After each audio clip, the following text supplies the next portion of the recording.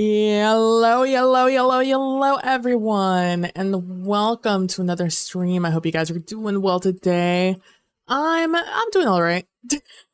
I'm actually a little bit tired. I woke up earlier than I would want to wake up to go to the bathroom, and that proved to be the catalyst to the world that I was up and available to be communicated with for the rest of that morning. I got like 5 calls, which I, on average, get 0. So that was fun. So I finally, I had my lunch and I was like, okay, I'm going to go to sleep. I'm gonna take a nap. And I did, and I woke up and all I can think about is about going back to sleep. So that's where I'm at today, and Blue Sky is testing with my patient. Stop not completing. So Blue Sky does this fun little thing where I type in my URL and then I hit enter, so it'll turn it into like a card. But then it says, no, I'm just gonna do the default Twitch one. It's that's what we're doing today. And I'm like, no, that's not what I want. I don't want that. All right, well, that is done. Time to grab it, throw it over on the Discord, copy link to post, open the Discord. Also, shout out to you guys who dropped in yesterday on yesterday's stream. It was definitely an impromptu thing. Like I said, I was just feeling good. It was like a good day. So I appreciate it.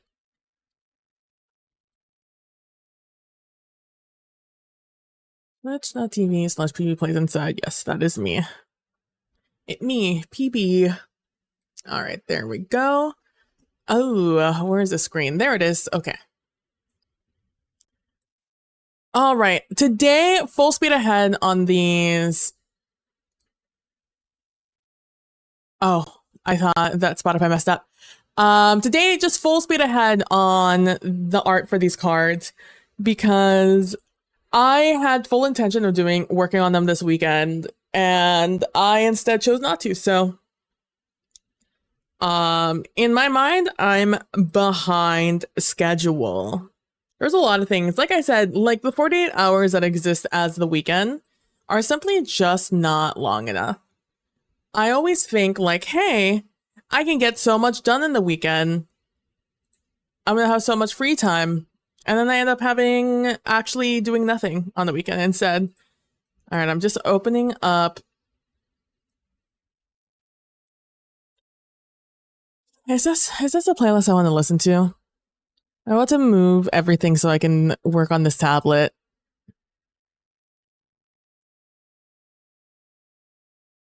Kind of like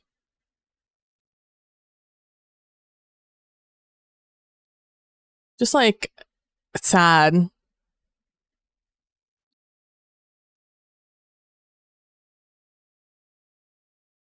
I mean, this first song is by somebody called Depression Cherry, so I probably shouldn't have high hopes that this other playlist is going to be any better. But the rest of this feels a little bit more hype. That's what this song is called. We're just going to skip over because it's a 5-minute song, but the more you know. Let me make sure that this isn't too loud. All right. Like I said, it's just kind of full speed ahead. I need to get these cards done so I don't have to worry about them. What I do have to worry about is writing the stuff down below in the description section of it. But you know, that's kind of the easy part. Writing stuff doesn't take me nearly as long as drawing stuff. Just cleaning my space real quick. There's something under. I need a new desk mat. I really should prioritize just getting a new desk mat. Like, this one still works fine, but I've been using it enough that I have just, hey, Mr. Limey, how you doing? So there's just a bunch of like glue and stuff from like past projects that like I don't, how like there's one bad side of the cushion on your sofa and so you flip it over so you don't have to think about it. But once you get stuff on both sides of the cushion, suddenly now becomes a problem. That's how I'm at. That's where I'm at the moment. All right. I think we're just gonna go row by row. I think that'll just be faster. Oh, I need a heart. Well, I guess we do hearts today. My goal is I would like to do like 10 today at the very least. That's my goal. I'm in pain? Otherwise, you'd be okay, Mr. Lyman. What's up? What happened?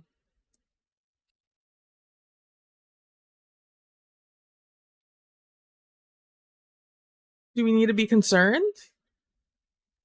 Should we be concerned?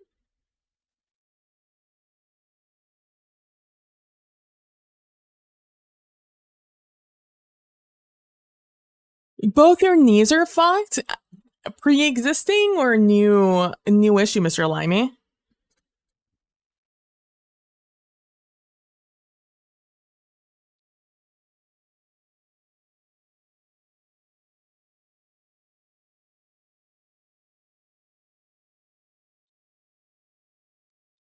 I'm just gonna look up what a feather looks like. Pre-existent, but have gotten worse? No, I'm sorry to hear that.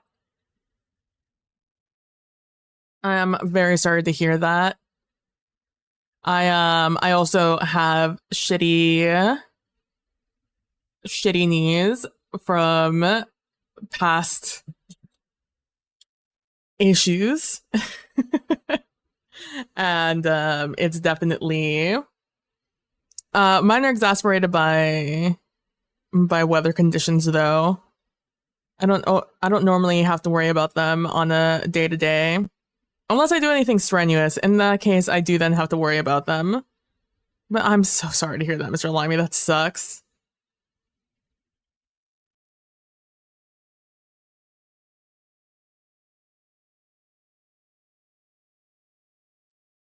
I hope they feel better soon.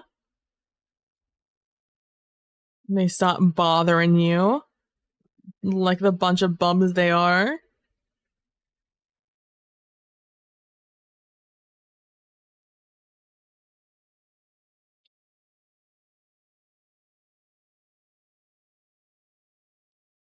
What does a feather look like? How do I want to approach this feather?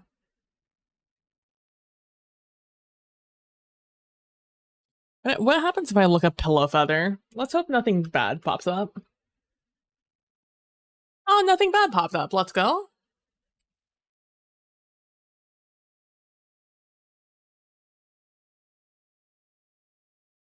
Not gonna lie, this looks terrifying. These look like someone just de-feathered a chicken. I hope so too. Hey, Kalino! Dude, I live in fear. The internet has me living in fear about these things. This looks frazzled and like somebody, or like the aftermath of like someone hitting a chicken, like where all the plumage goes all over the place and then like the carnage goes elsewhere. What I'm saying is I don't, this doesn't look like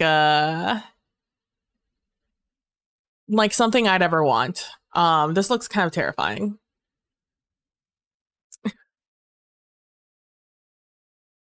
Those look concerning. Oh my gosh, I started hitting buttons outside of this. Oh no.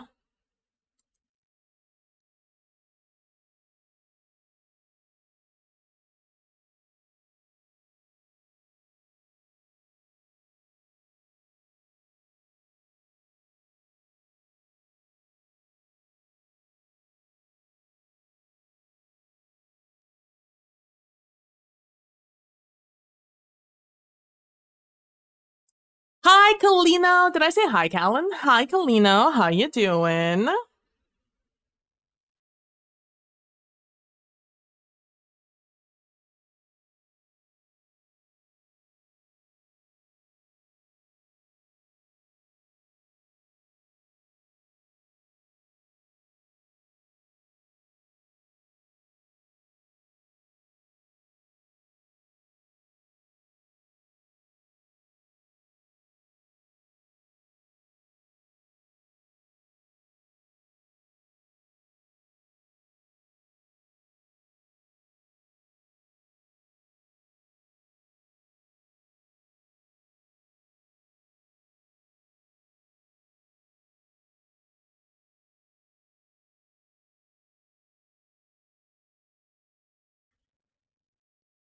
You're okay, just kind of eepy, but need to eat before you go to bed. I feel that. I was just saying that I also felt eepy today. And it's just, we got hit with, the cold front went away, so it's hot today. It's like 80. It was in the 80s all day. But like tonight, it's gonna drop down again into the 60s and then keep dropping until it hits the 30s. But this hot heat has me like lethargic.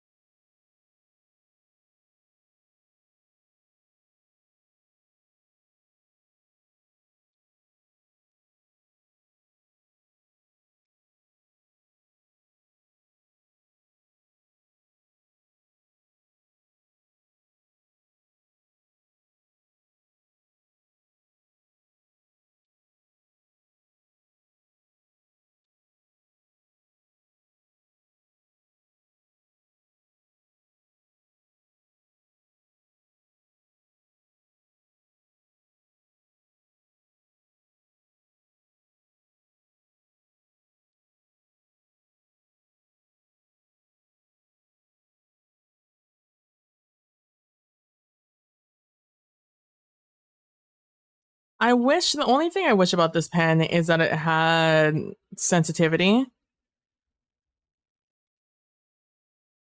When I am like pressure sensitivity. This is one of the few tools that does not have it.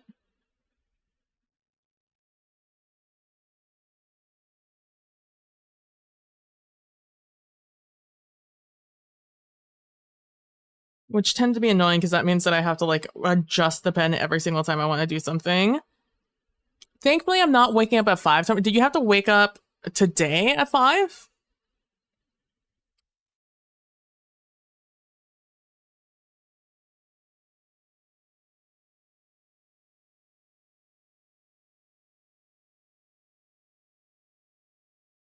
It's like the time I fell asleep last night.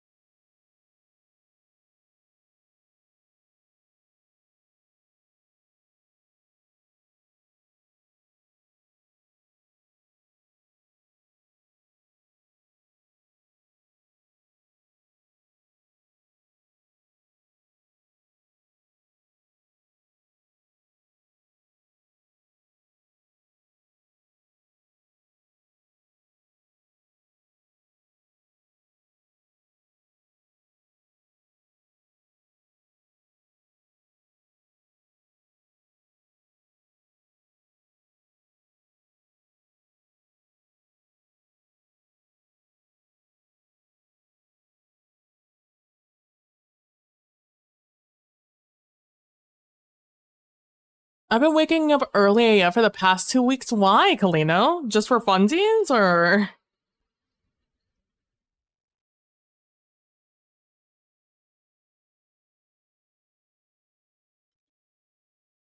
That shit's wild.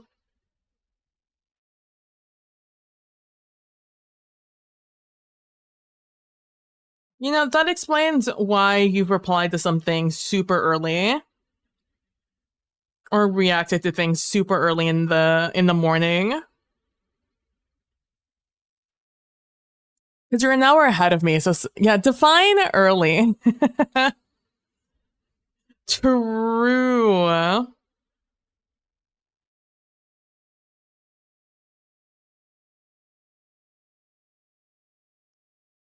Sometimes I'll send Callan a TikTok or something, and I'll be on driving in the morning, then coming home editing because you're responsible. I hate that for you, honestly. 3 and 5 a.m. I hate that for you. Sometimes I'll see you active on Pokemon. I'll see like that you just did something. And I'm just like, hello?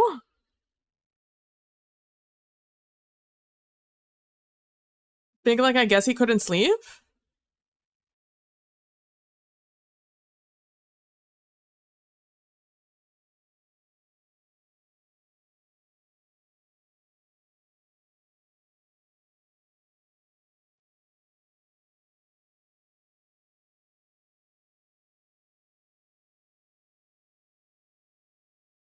I'm gonna try one thing, and if I don't like it, we're moving on.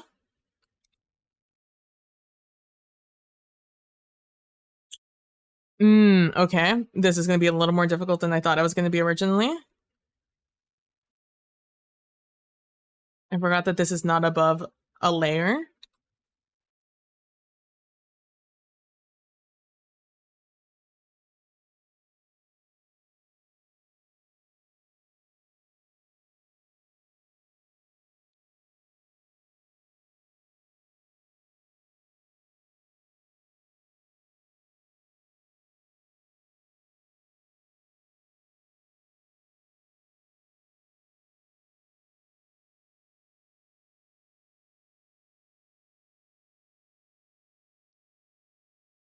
Pokemon snitches? Yeah.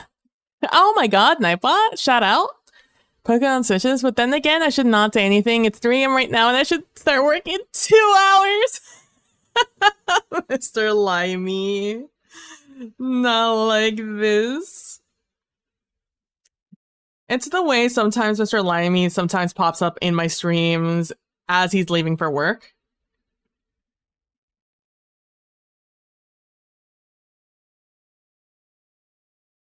Mr. Limey hits me with the drive-by yippee as he's running out the door.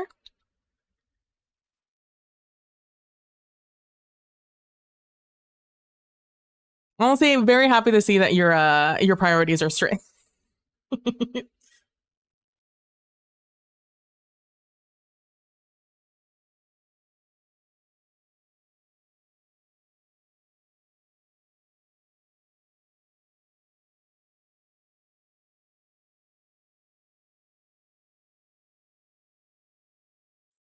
Guys, I'm not vibing with this playlist.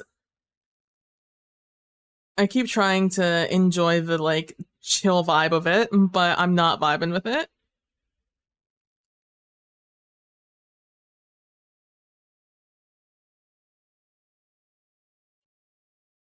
I mean, it gives it a little bit more depth, so I guess we'll keep it.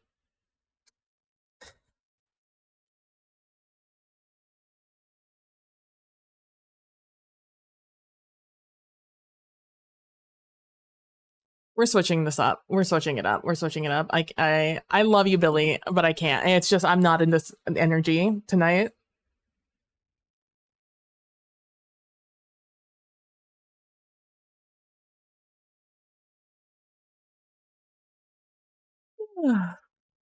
What does this mean?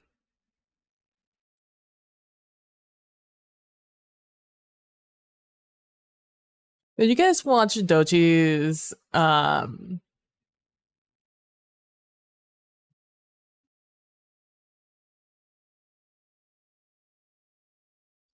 you guys ever wait, hold on. Wait, no, I just realized what this intro reminds me of.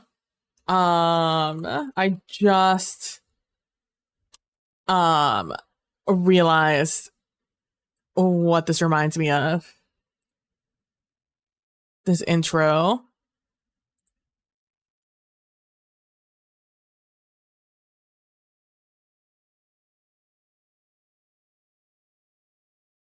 Wait, hold on. It's been bothering me since I first heard this song. It's Man at the Garden by Kendrick. Hold on, I need to unmute some things. Okay, so this is the beginning of Man at the Garden, right?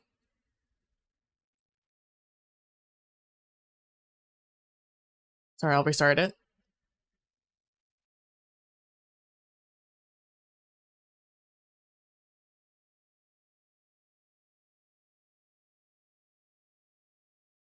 I'll stop it before we reach the 8 count. Okay. Now let's see if I can catch the beginning of this.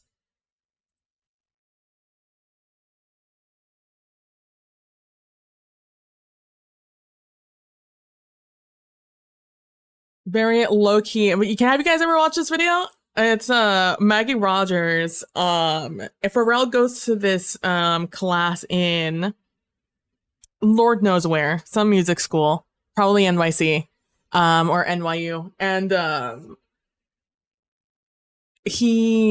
they record all of these feedback sessions because Pharrell, all these students have produced a music, and Pharrell is there to give them insight and information and stuff. You know, things you do to go to class. And this one hella fucking viral when it came out because Pharrell was very like into it.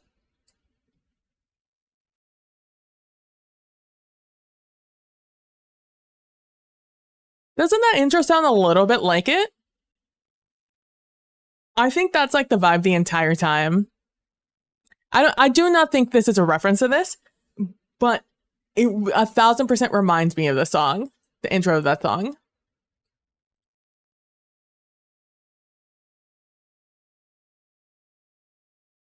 I don't know what instrument that is, but I love it.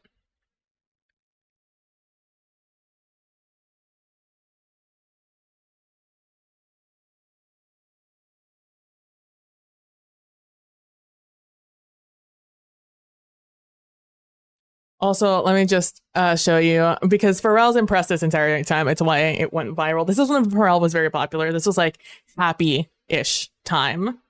I mean, not to say that Pharrell hasn't been popular for a long time. Pharrell is a very popular producer in the industry and has been for a very long time before everyone knew him for his The Happy song.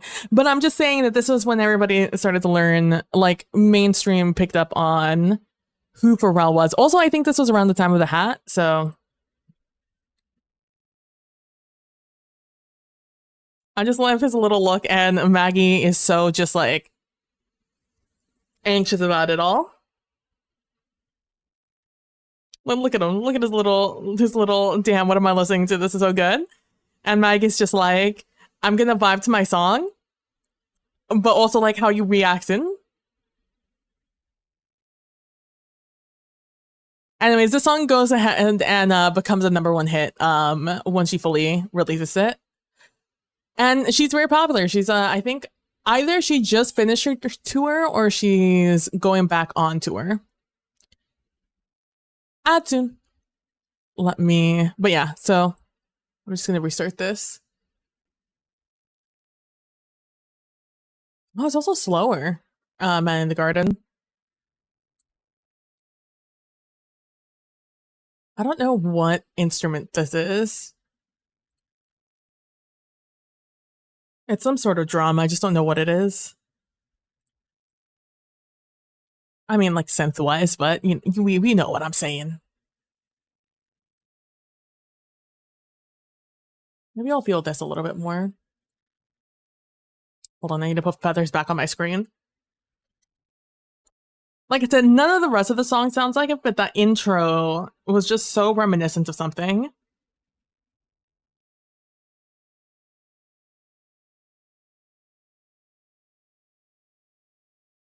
Also, I think it's backwards. I think they're reversing the sound. That's why it gets the zhoop sound. Because you're getting the thump first and then the strike second.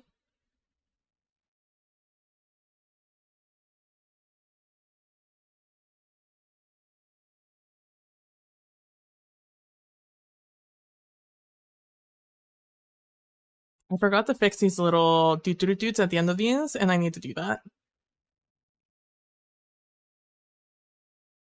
Anyways, if you guys aren't subbed or have turbo, I'll see you guys after the end.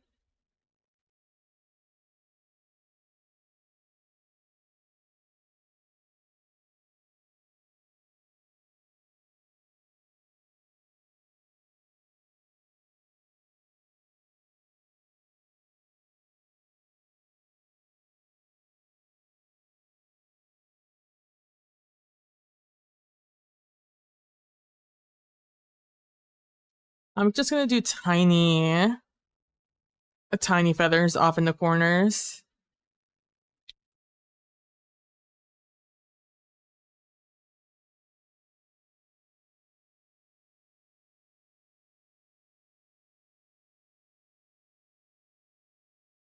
Oh, I've covered up all of my chats. Hold up.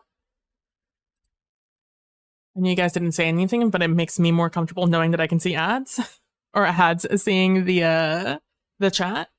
Just happens that the last thing was ad soon.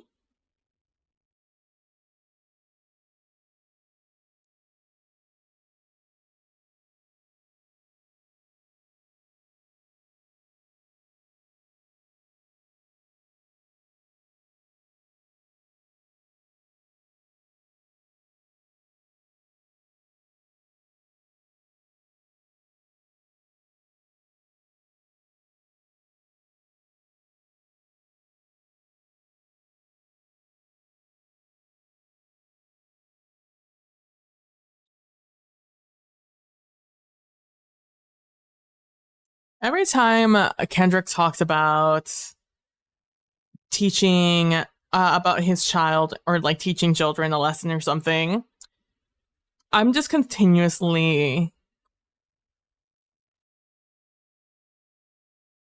It just continuously reminds me of that line where Kendrick reminded us that somebody pissed on Kendrick's or Drake's leg, and he just took that stand in.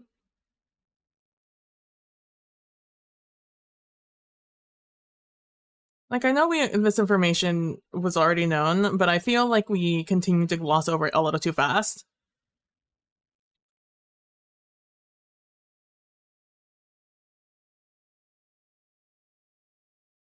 I feel like, would we really want that?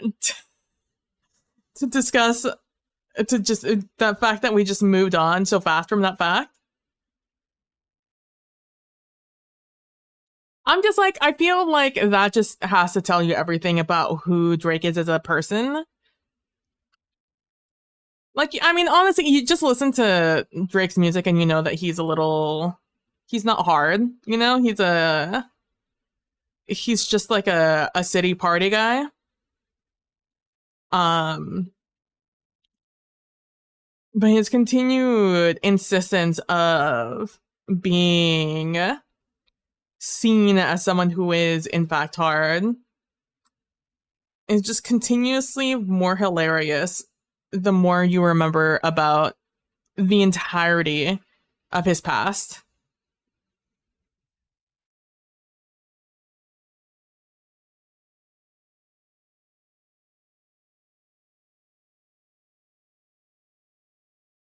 He sued for defamation in a rap battle. The only thing hard is how he cries. Exactly. It's just so funny to see the Drake dick writers just continuously be like, no, he won the battle. It's like, obviously he won. Or like people who even, honestly, the fact that people think it was a close battle at any point during the rap battle, that they thought that Kendrick was close to losing, tells me everything I need to know about these people. I've heard a lot of people who've gone back on their opinion of who were like, oh, Kendrick's, you know, the back when there was a long space between when Drake, you know, replied to like that, and then how Kendrick didn't reply immediately, and everyone was like, oh, you know, maybe he's letting it go, maybe he's like gonna concede this battle. I mean, if he was gonna say something, he would have said it at this point. That song was garbage. I agree wholeheartedly. They were like, yeah, Family Matters. I mean, that's the best song of the entire feud. I'm like, to whom? To whom was that the best track? It was boring. It's not even just a good track. You know, everyone's like, oh yeah, Drake always makes that music that makes me want to dance. I'm like, that doesn't even have that. It has a trash beat. It has a trash cadence over it. Like, the flow is just unenjoyable. It's so long. and it says nothing the entire time. And I can't believe it. But yeah, there's all the people who are just like, oh, and Drake's winning. It looks like Drake's gonna win this one by default. And then Euphoria and shit comes out, and people are like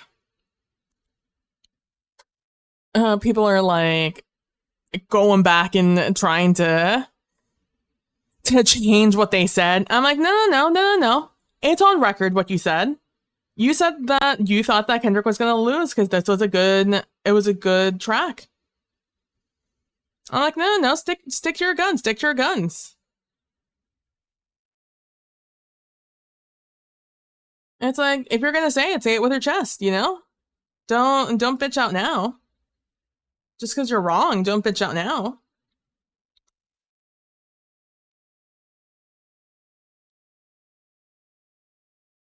Like, people will do everything but admit that they were wrong, I swear.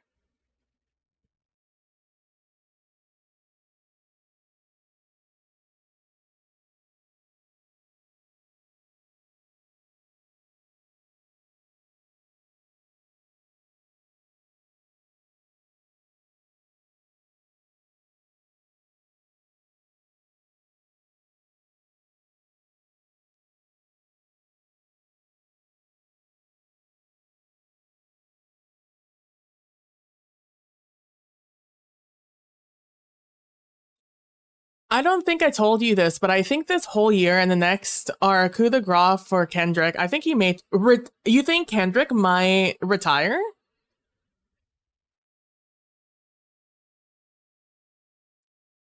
I feel I feel almost the exact opposite. I feel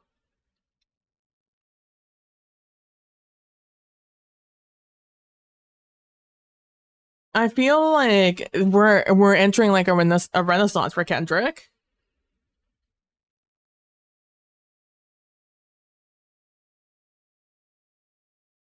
You know, I do like this darker color. Let's see if I can change this whole thing to this darker color.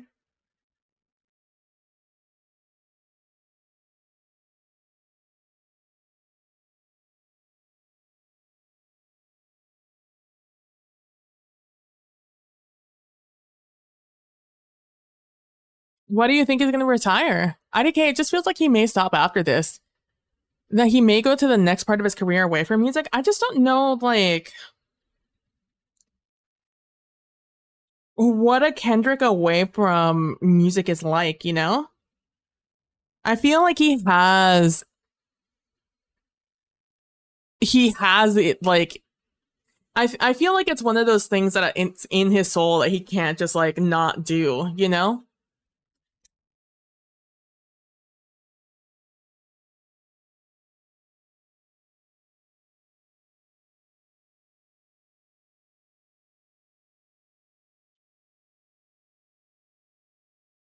Especially, I don't know, I feel like he might almost feel like the new, like, I feel like he feels that he may be one of, like, the new, um, the new old head?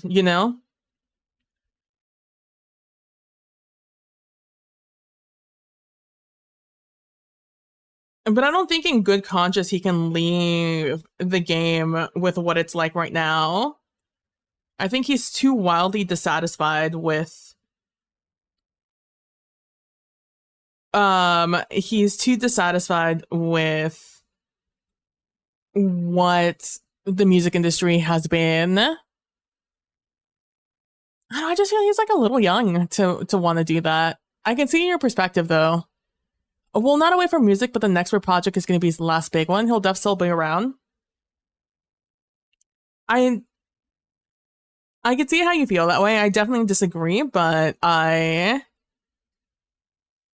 definitely I was on the wrong brush. I definitely respect the position.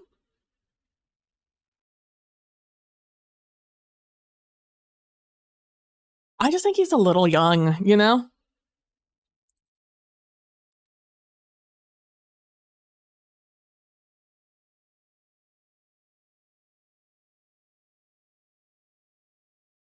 And things are so volatile right now with things shaking up after the Diddy um the Diddy stuff.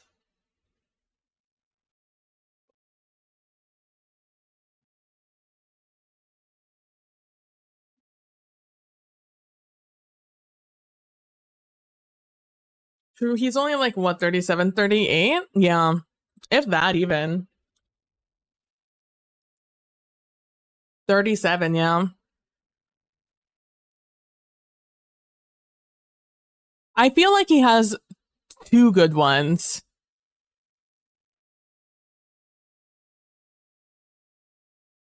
Lil Wayne is only 42 years old? Damn.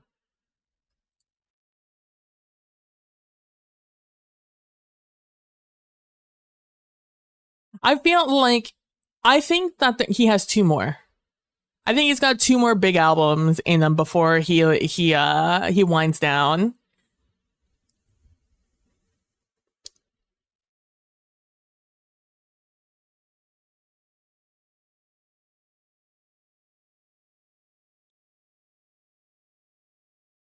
Cause Good Kid came out in what, 2012? It's 12 years this year. If he does two more,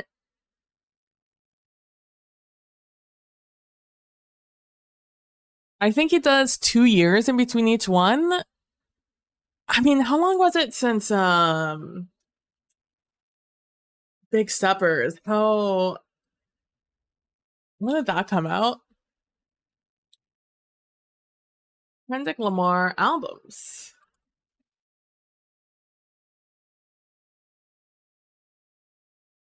That was 2022. Yeah, that was a huge wait between Damn and Mr. Morale. Because Good Kid was in 2012, To Pimp a Butterfly was in 2015, so that's 3 years. Then Damn came out 2 years after that. Then Mr. Morale came out 5 years later than that in 2022. And then GNX came out this year. I felt the way what you're describing is how I felt when he dropped Mr. Morale. When he dropped Mr. Morale, I was like, oh, he's got maybe one big one left and then he's done. We're done with it. He'll take more of a backseat.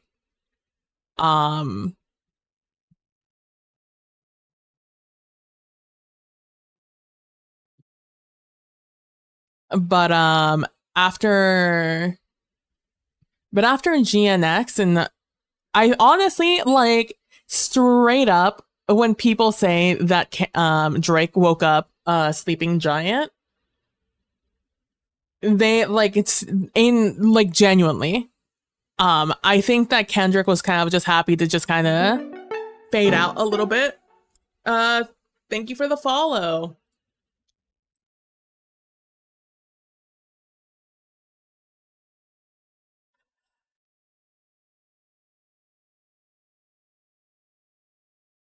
Hey, buddy. Nice streaming. Keep up the good work. Goodbye. Account made on December the 5th with a terrible AI logo. Anyways, so that's how I felt when Mr. Morale came out. When it took, first of all, after Damn, I didn't think he was going to make another album. Because 5 years for Mr. Morale, I was just like, if he didn't drop something during quarantine, he's not dropping anything, right? I was shocked when Mr. Morale came out.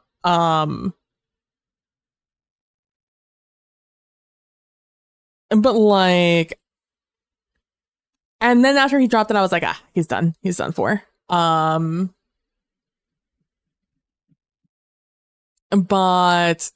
I don't know. I feel like he just all of a sudden he like got an injection of energy into his soul.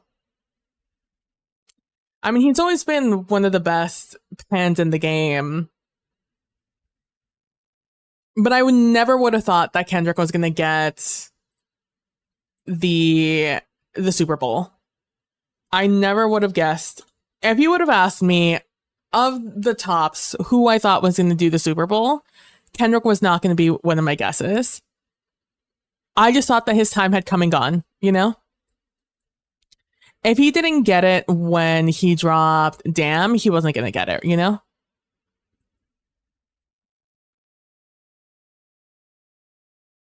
I'm Googling quilt, by the way. That's our next one. I'm trying to figure out what a quilt looks like.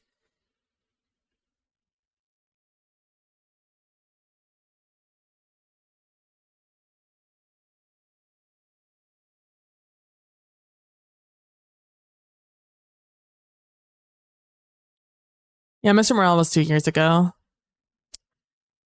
Which is what he's like. He used to put out albums every 2-3 years. So I'm not surprised to see that he dropped something 2 years later. But also, GNX doesn't feel like an album. Like, it does and it doesn't at the same time, you know? And if it is an album, I don't know, and he doesn't drop like another big album here soon. I don't know how I feel about GNX entering his discography as a full album. It's wildly topical now, don't get me wrong. Like, it's a phenomenal album. But so much of it has to have outside context. Well, it doesn't have to have it, but like to truly like absorb the full album, you have to have a lot of context, a lot of now context, you know? It's a lot of current events. So I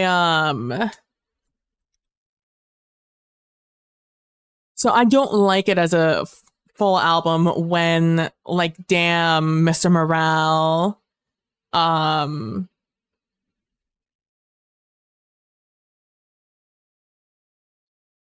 To Pimp a Butterfly and Good Kid Mad City, all of those kind of were their own self-encased storylines. So it would be so different for his discography if that's what he did with this one. But, you know, I'm also not like the genius, so like Kendrick can also do whatever the fuck he wants.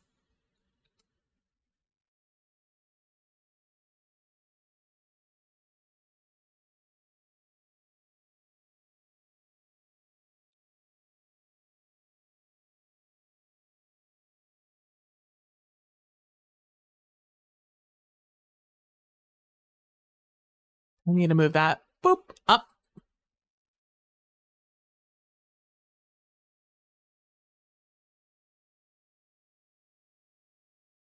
Dude, there's somebody in a Discord that I'm in. It's a larger Discord. And there's this person who keeps like occasionally dropping stuff in like that they quote unquote made. But like it so clearly looks like it clearly looks like bullshit, you know? Like it looks like either something somebody else made or like that, you know, I mean, I think we all know how that like it almost looks like a filter that somebody put on top of like somebody's picture. Like logo art and stuff like that. The stuff that's like just like the picture of a person but cartoonized. And also everything they upload is always so very low quality, like their screenshot. And so I'm just like, but I don't have enough to I don't have enough evidence to just like come out and be like, hey, could we ban this person? Because it's clear that they are a liar, liar, pants on fire. And so yesterday I was doing a little bit of research because they posted something else.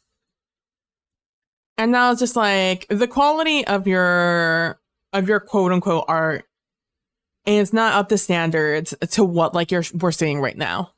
Like this this, what I'm seeing, is not what your other quote unquote art looks like.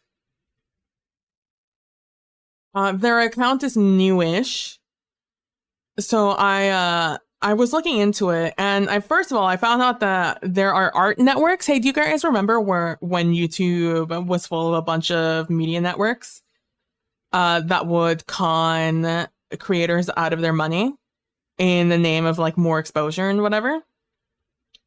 Um, like Machinima.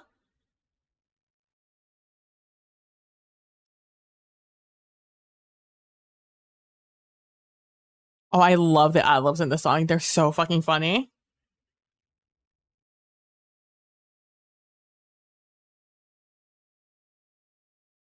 And I found out that those exist for artists apparently also. And I say artists with just the biggest asterisk next to it. And apparently it's just like coalitions of artists who like make quote unquote make things. Um Again, I say make things with the biggest asterisks next to it because I'm fairly certain it's just like a shitty program or like filter that does their art and they just kind of copy and paste it. Like something like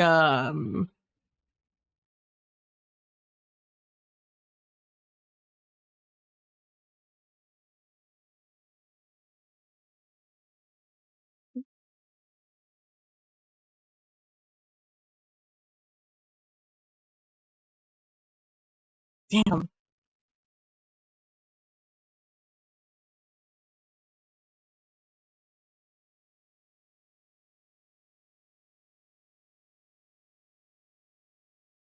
Um but yeah, so I went in and I started looking stuff up, and unfortunately, they put like a shitty like preview watermark on all of their stuff that they upload to that channel on that Discord.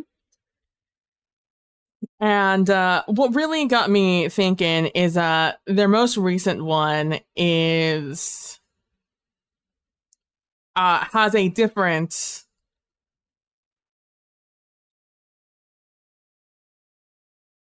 it has a different oh maybe I should make it like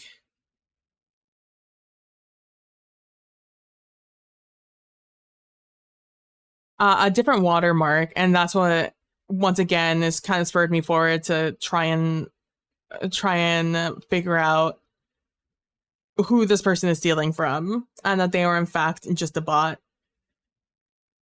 Well, I'm starting to think that these people aren't actual bots and instead they actually are um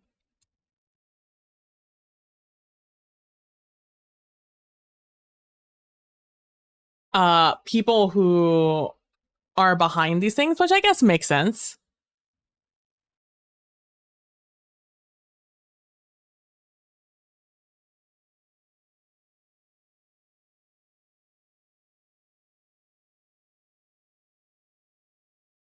Hold on, I'm just looking something up real quick.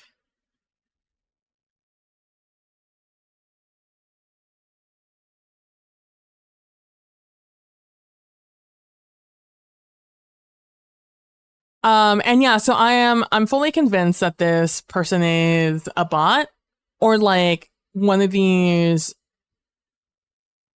Have you guys ever seen those people who like start a side hustle, quote unquote?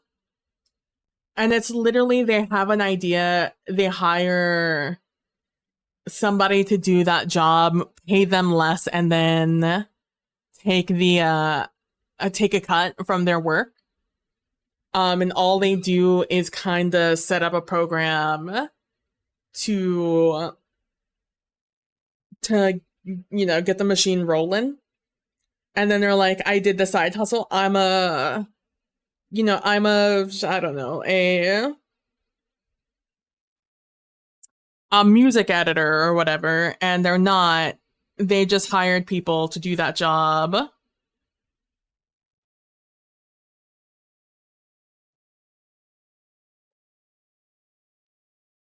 And that's kind of what I feel with a lot of these guys. That's the energy I get from these guys. Like, they're not really doing anything. What they're doing is just scamming people, in every way, shape, and form, truly.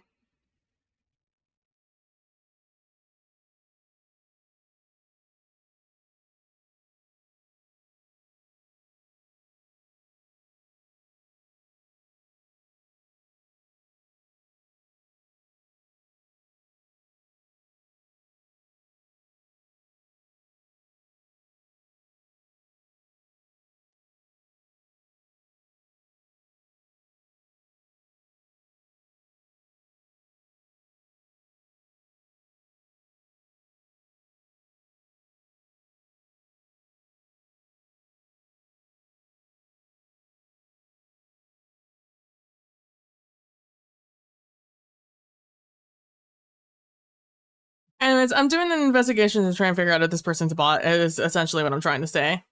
And so far, it's very conclusive that they are.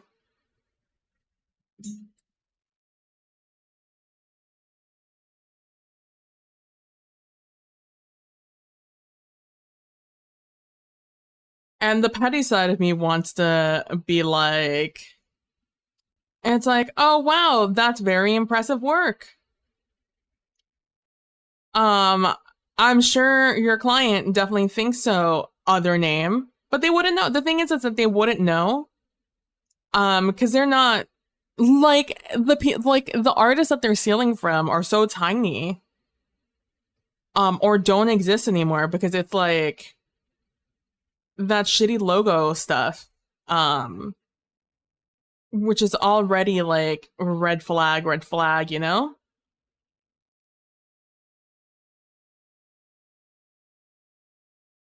This is very hard to try and figure out a pattern for it. Let me tell you that right now.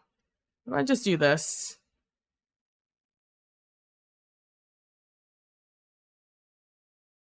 Oh no, it would be this, then this, then this, then green, then red, then yellow, then green, then red, then yellow, then green, then red, then yellow. There we go. So that's what I've been doing with like my free time, is trying to prove that this person's fake. This is a fake person. It drives me insane. These like people who just make a career out of scamming people.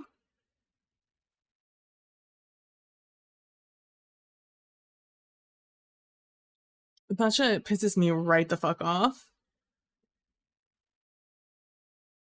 It's like right in line with like paparazzi. It's just some of the most scumbag work you can do.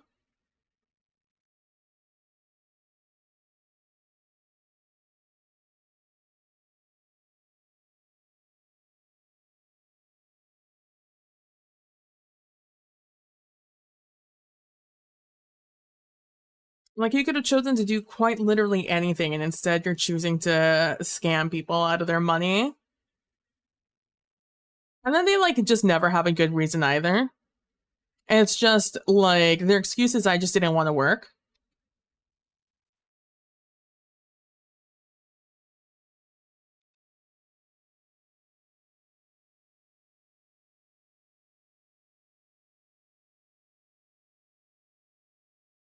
And I'm just like, in what world do you think that that's like an acceptable excuse here?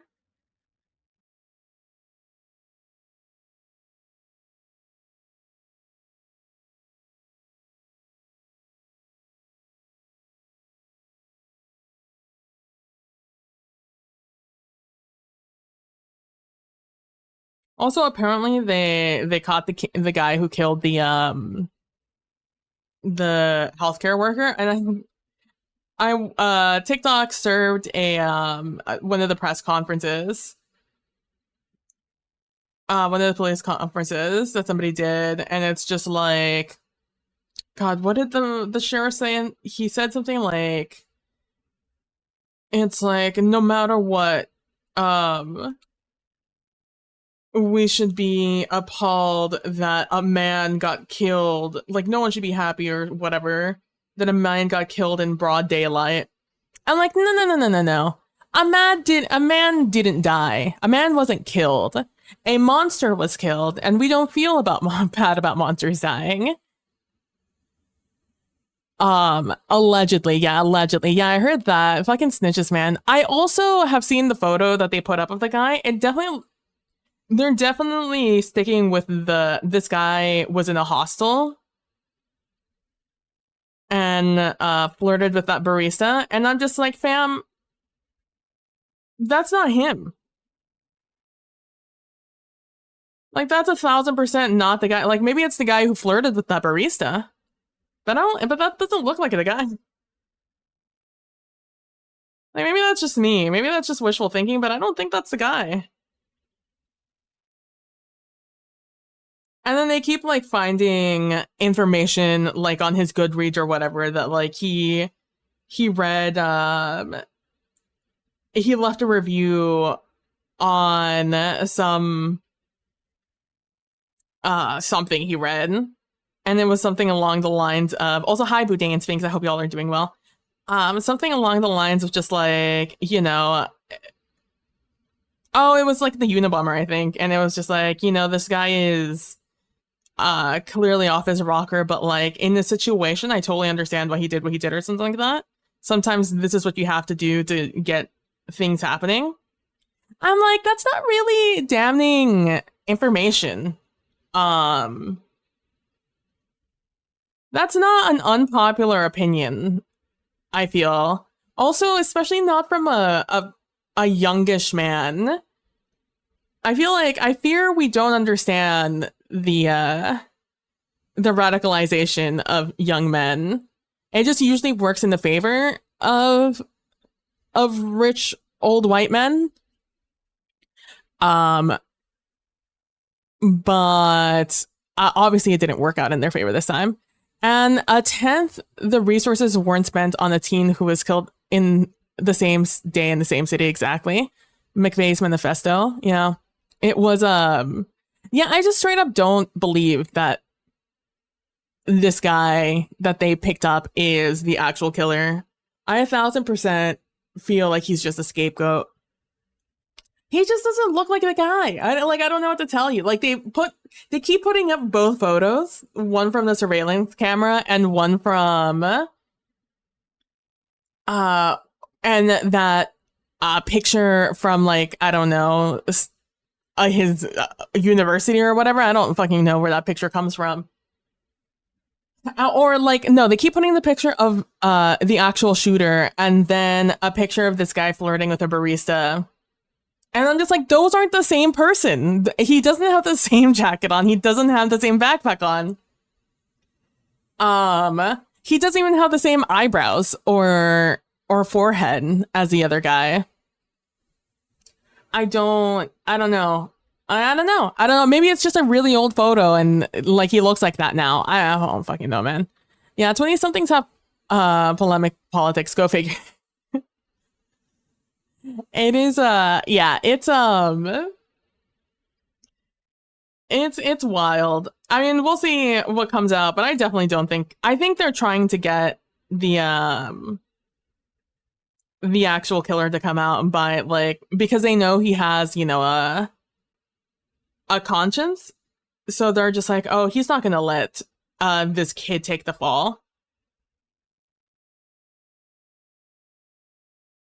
But also, that guy was like a consummate professional about everything that he did. Like, mafiosos are out here impressed with his work, you know?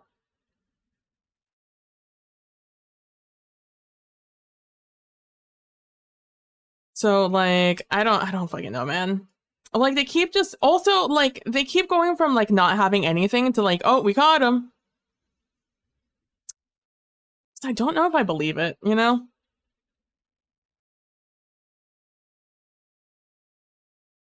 Also, it's the police, and we all know one very real fact about the police. And that's that they lie and cannot be trusted. I would 1,000% think so. With one of the most highly funded police programs, I mean, like, I always see the NYPD, and I think a lot of cops, like, the cops in, like, Gotham City from the Batman, the comics, where they're just very corrupt, and the people who actually run the police force are, the rich. That's how I always see, police programs. Especially, like, maybe not the B cops, but definitely the people at the top.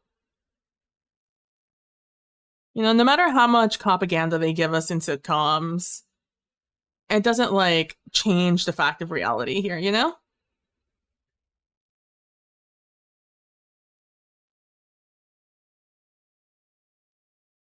Ah, yes, he's wearing the same jacket, still carrying the gun, and had a printed copy of his motive with him. I wouldn't be surprised. I think they're afraid because this guy looked like a professional and acted like a professional. I think that the rich are afraid that they're going to be next. It's why we saw Elon drop that photo with their child, despite having about 12,000 kids and having never taken a photo with any of them before. Suddenly, he's a dad. It's just like the Jay-Z statement released yesterday, where he's just like, you know, I'm a family man, I'm a young man. Now I'm gonna have to explain to my daughter, and my wife and I are gonna have to explain to my daughter, what's happening. I'm just like, fam, you've never sounded more guilty than you have in this one moment.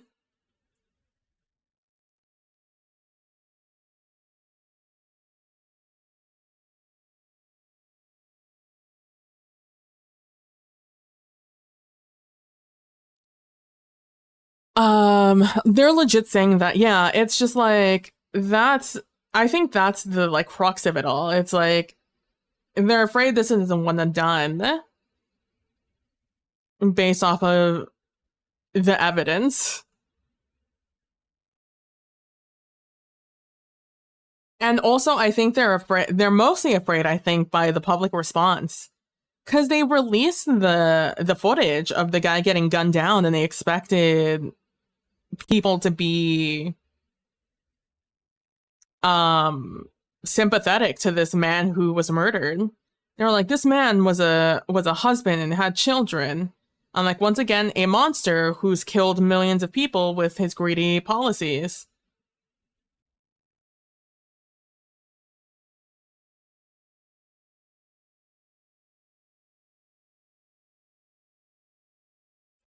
Especially in the year of, like, this beef between Kendrick and Drake, like, it might seem very removed from this situation, but it's not. With the Diddy trial coming up and more people getting exposed for associating with him, um, the election, the general just lack of what is it, pathos for everything, like the civil unrest in everywhere, you know, like the people unhappy and protesting against, you know, one of the biggest allies of the United States of America in the Middle East, in Israel, and people protesting against them, and, you know, calling on the US uh to, you know, to do anything in general, just be like, hey, say that they're doing something bad and that there's consequences to their actions, and the US just straight up not doing that. You know, and it goes back to just, like, it's just a culmination of a lot of things: prices, inflation, finding out that companies have just been artificially raising prices of things, just for funsies, opening a package of something you've bought for the past 12 years and finding out that they changed, that there's a less and less in that bag every single year until there's a insultingly small amount in the same size package. Like, all those things are things that revolutionize people. I don't want to say radicalize because I don't think that's the right word. I think there's too much weight on that word that doesn't apply to the situation. I think it just simply revolutionizes people. It makes them want change. And in a time where people want to change, especially with this election, seeing hope in Kamala in a way that they hadn't in Joe Biden, especially not the fucking shitty previous president. And then the more we, that people realize about the Obama administration and their foreign policy, I think there was a disillusionment, right? With like, no matter what I do, I'm not changing anything. And the fact that somebody, and all of us always had issues with how the United States runs their medical field, because prices are, gouging, and medicines are, and pharmaceuticals are disgusting. And, more and more being able to communicate with other people in other countries and communicate information on a broad spectrum, well, people are realizing that other people don't have to deal with this price gouging that we get. Other people get it for free. Or like in Mexico, there's a lot of things you can get over the counter, and whatever you get over the counter, it doesn't cost that much. So we're getting price gouged in our own country that makes these items while other people aren't. So I think all of that causes people to feel a sort of hopelessness. And when someone comes in and shows the rich and elite who've gotten away with so much forever, especially with like some, I feel like also just very tangible effect on people's lives, because a lot of people will kind of just like not pay attention to that sort of thing, right? Like, whatever. The rich will be rich and they'll deal with things, and that doesn't really affect me. A lot of people are like that. It's the same way that people don't see that like vaccines are helpful because they allow you not to spread things that will kill people. But because they don't tangibly see that, they don't think it's useful. But the thing that has been tangible and is something that they've seen the effects of and changes to for the worst is Twitter. Believe it or not, I think Twitter did a lot to open people's eyes with Elon Musk getting it, because a lot of these people were like, oh, I can't wait until Elon gets to this and makes this an even better app, and he's going to change it for the better, like he has revolutionized so many things like rockets and cars, which not Elon, by the way. And then just kind of seeing how unhinged of a person he is, and just like seeing firsthand that rich people do things for the meme, and it has very tangible effects for us little guys, So I think that has a lot to do with it also. So seeing somebody come out and shoot a CEO in broad daylight, and seeing that not a singular person said a singular thing about this man, and in fact celebrate his death, means that a lot of people were on the same page, of feeling like, oh, I feel nothing for this. I feel no remorse for this person dying. And having that feeling of like, oh, that's a terrible thing to feel? You know, like what a lack of empathy and sympathy on my part. The man, you know, did he have a wife? Did he have a family? What about the family? Um, and you have these like quick thoughts that you have when somebody dies, but that sentiment doesn't carry when you find out who he was and what he did. You know, like, oh, the CEO for a health insurance company here in the United States? Huh. Well, you know. And then you look at the comments and you're like, okay, well, I'm glad all of us feel this way, because I was starting to feel like a bad person for this being my first reaction. So and that's scary, because the scariest thing that can happen is us little peons realizing that there's more of us than there are of them. And if one day we decide to rebel, that we will win. And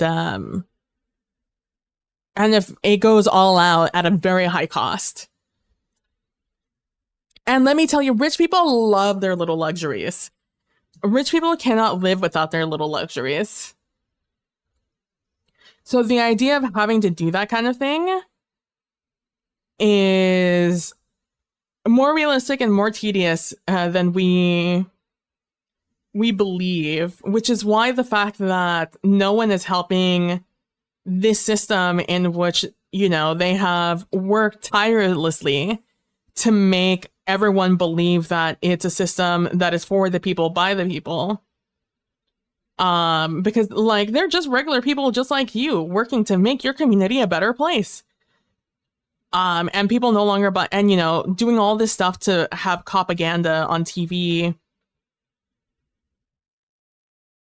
But funnily enough, I feel like they've shot themselves in the foot with that.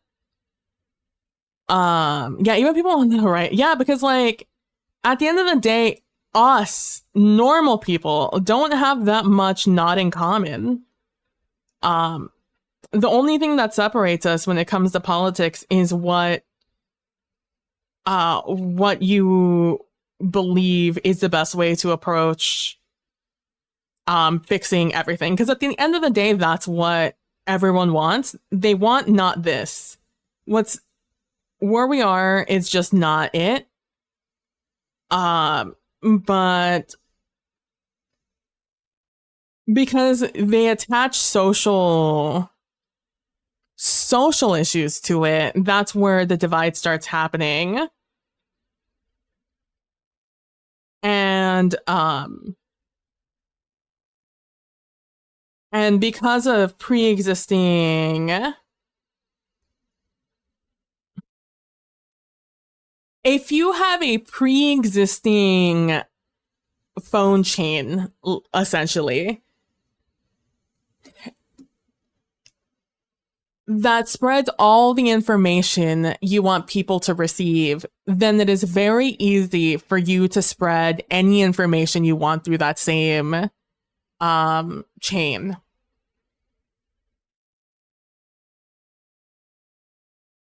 And when you said enough true things, one false thing is going to seem true. And if you can make that false thing seem true through, you know, smoke and mirrors, then you gain so much more credibility on other things. And that is how you get to a lot of small America. And a lot of people move away from small towns into big cities, and then they bring their views over. And let me tell you guys, people hate being wrong. People hate being wrong. And more importantly, they hate other people being right. Especially if you're from a small town, because one of the early things that you get down these pipelines is that people in the city are so different and they're bad with their views and their takes and their everything, and they look down at us, and that's why we hate them. All they do is they come into this town and they fuck everything up. And so when you go into a big city and people start talking down to you because you have different views and beliefs, and then suddenly everything is, again, if you have this information chain where most things have been right when you throw a false thing in there, but it's proven just enough correct, suddenly everything else starts to seem a lot more credible.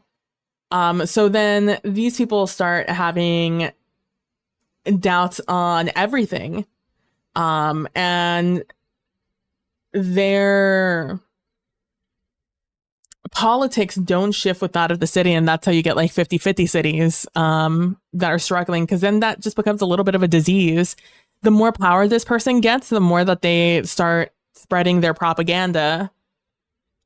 And again, enough of it just has to be proven right. So it is an epidemic of just everyone kind of wanting the same thing, but because there's enough in the US in place to spread falsities, people are just unknowing that they're being lied to.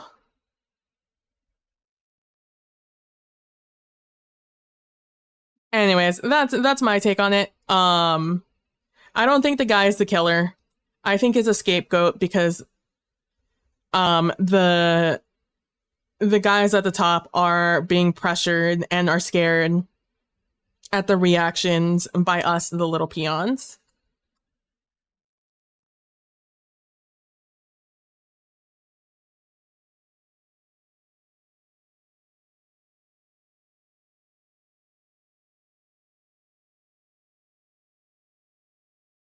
I want to like add something to make this look quilt-like, and I just don't know what that's going to be. I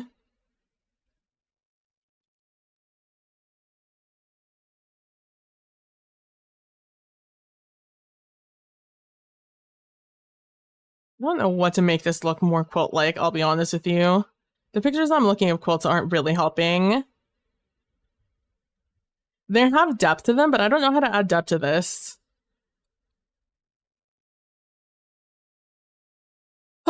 Anyways, I hope you guys are doing well, Sphinx and Buddha.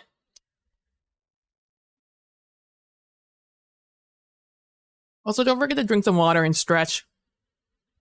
Nightbot is clearly on his union break.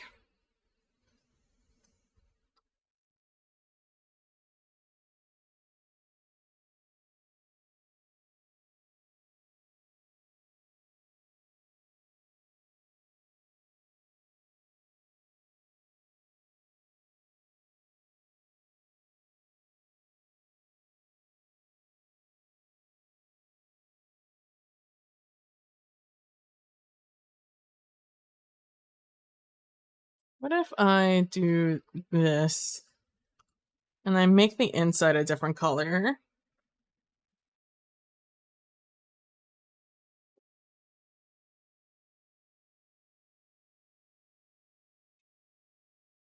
I need you guys to know I don't know what to do here.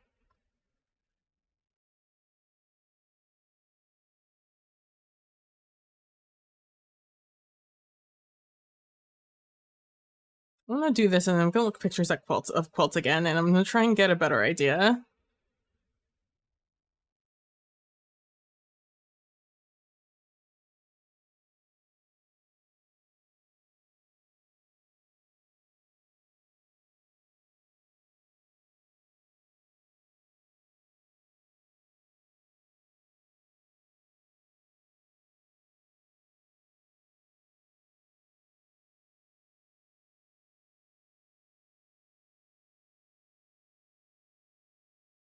Yeah, I think it's all just a dissatisfaction. You know, you gotta follow the union rules. That's what I'm saying. Have you guys seen that they're calling that guy the adjuster? Which I think is very funny.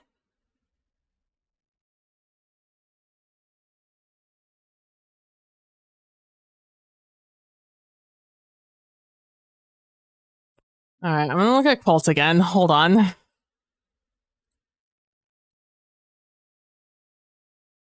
I love the lore that is being built around this man, right? Some folk on my skyline are being real thirsty about the adjuster. People have been very thirsty about the adjuster. Look, what can I say? Killer smile.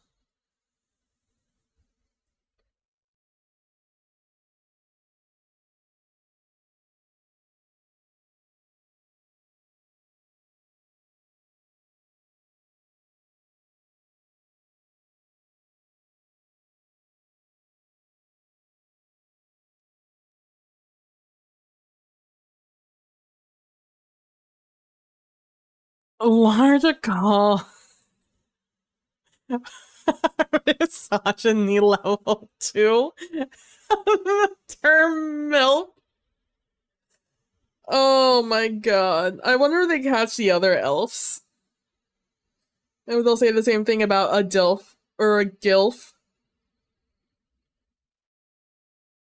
Or if MILF's the only one they catch.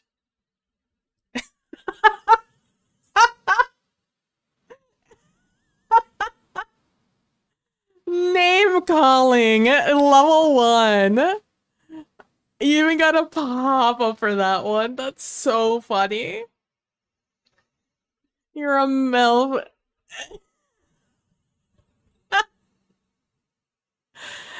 That's so funny.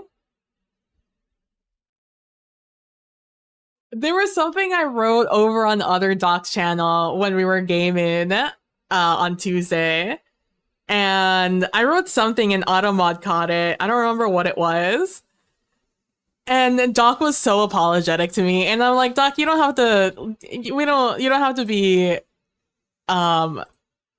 like apologizing for this. I am fully aware of how Automod is.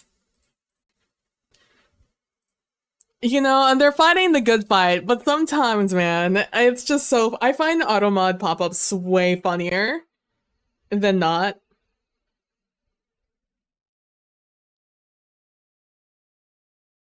They're just. I would love to see a list of all the. Oh my god, Boo Day! 3 in a row! Because of Hicks, right?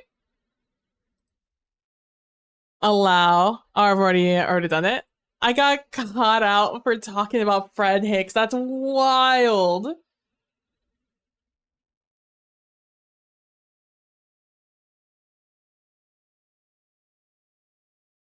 I wish I would love to see a list of Automod's words that they catch. It'd be one of those things that, like, slowly over time, I would just like be allowing words. Automatos on some wild shit they are. I don't even have it that high up. Like, I have it. I think I'm like level 2, maybe. Maybe. Let me see. What are you on?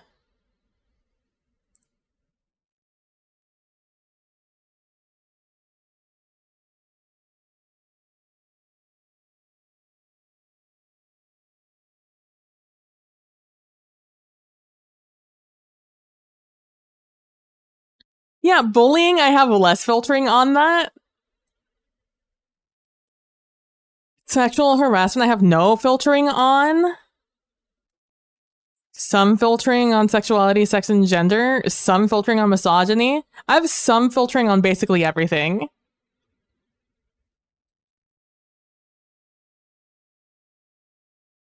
That's wild. And do you guys have a list somewhere? Learn more. I got a perma ban from Automod for discussing your ramen seasoning choices. I remember talking about seasoning choices.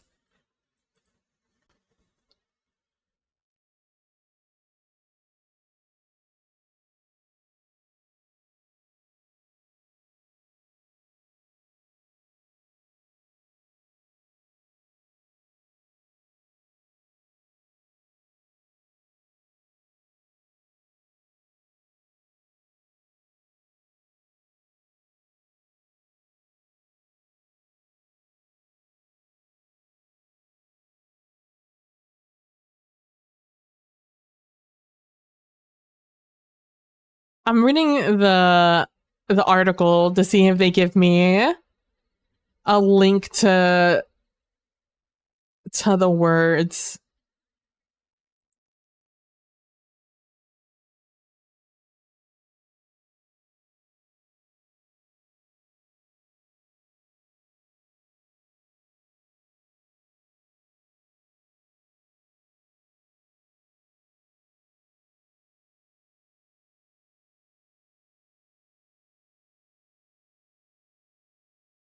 Is it block terms? No, block terms is only what I have in there.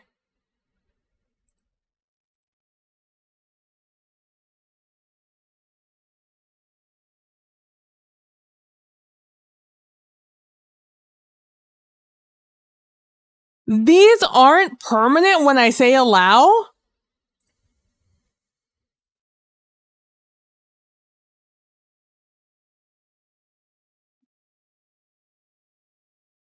What do you mean?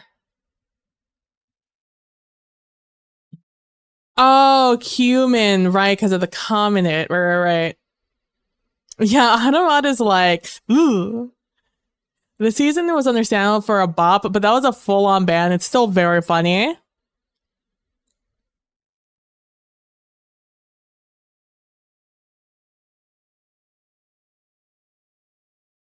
But you expire in an hour. But you allowed I'll hit you an MFer, but not Hicks, Gringo, MILF, or DILF?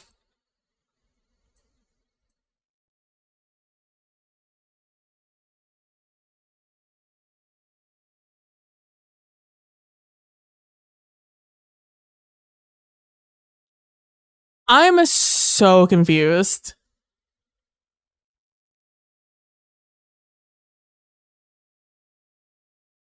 I don't even know.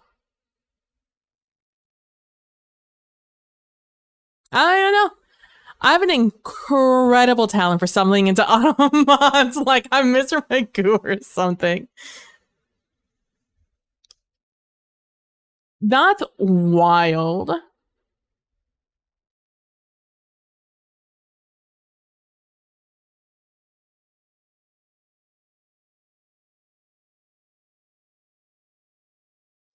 I I don't even know how I didn't even know that I could have temporary terms unblocked. I also 1,000% feel I used to have a ton more words in my block terms and phrases. Apparently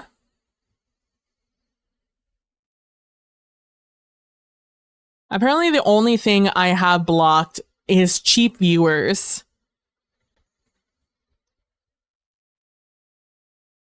Like, even in channels that allow talking about sexuality, I'll get nav for phrases, including allowed terms. Dude, that's wild. I wonder it's because you're flagged, like your account is flagged because you get caught in other channels. Oh, that person that followed earlier that I immediately blocked already kicked off already banned off of the platform. And they've turned into an unknown user.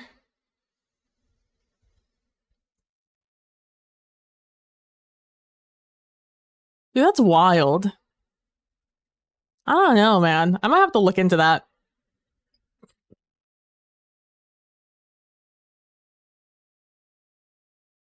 That's wild. I'm so sorry you keep stumbling into it, Bude.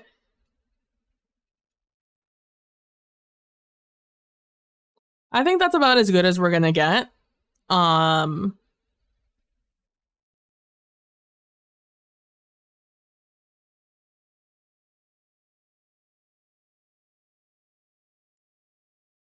I'm not here, let me go ahead and also change this playlist.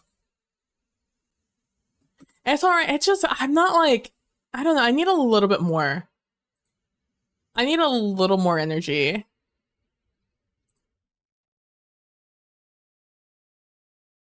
Oh no, there are terms that everyone else would get pinched for. I'm just like the bold. You're the leader here. You're the scout in the front who catches everything.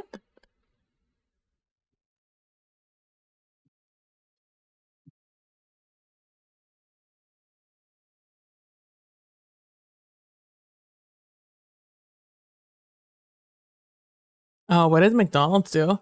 On the bleeding edge of getting bagged by Hanuman.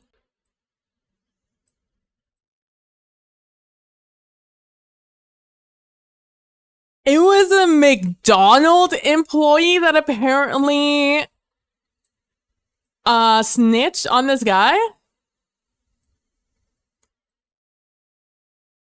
Bro, you and I both know that McDonald's doesn't pay you enough for that. Motherfucker got one raise and suddenly. Yeah, honestly, this makes that. So right before I started stream, I got a TikTok that was about the CEO, because you know a lot of people have been doing a lot of people have been doing some funny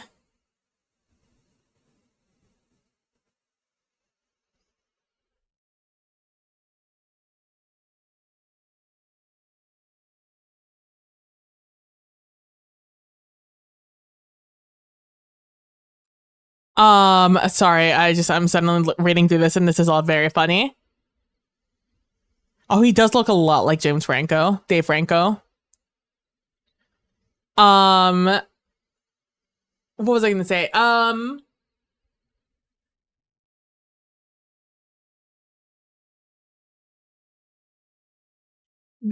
saw a tweet that was about, or a TikTok that was one of the CEO being just like, yeah, you know, I brought back the snack wrap, so you know I should be fine now. Should have taken some heat off of me. I should be safe.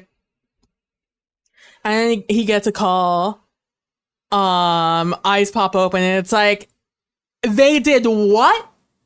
And now there was no context to it, but that makes with context that's so funny. That's actually so funny. Hey, that creator, 10 out of 10.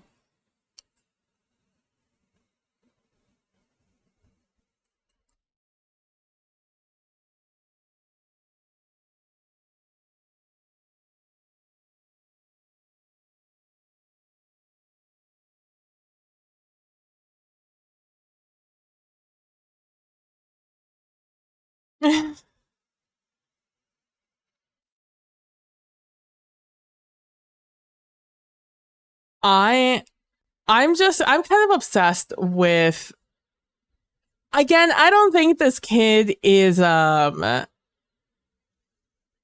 guy, but that's so funny. This poor kid, man.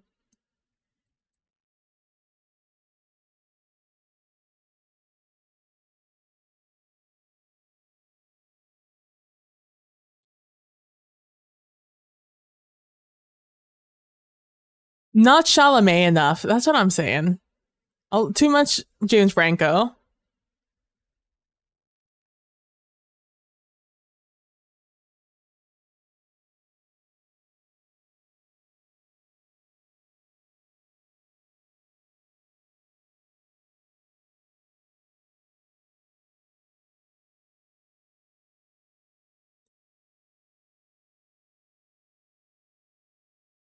Ethel Kane would tweet out, "Violence begots violence."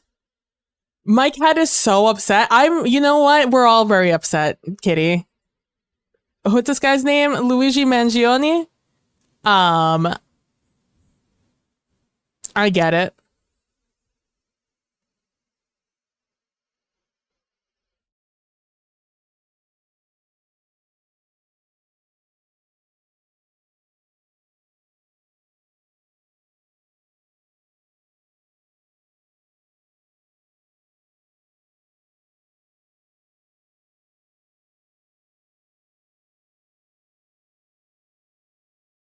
Honestly, hey, I'm just so happy that, in a time in where we're all so divided, I'm just so happy we found something to rally behind.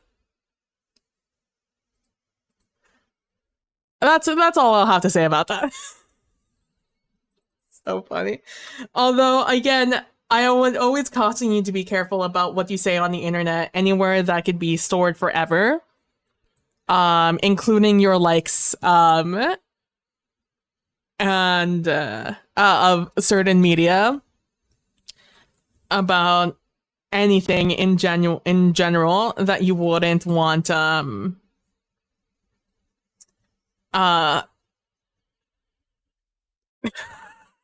was gonna call him Big Daddy. What is it? Big the fucking the fucking, what do you call it? This the surveillance state? Big Big Brother. There you not, so what you're saying, it's not Big Daddy. Big Daddy by Adam Sandler. Very popular 2000s film. And nothing could be used to impeach your character in court. Exactly. Because if they can, they will. Big Daddy is also the giant dudes in BioShock. True.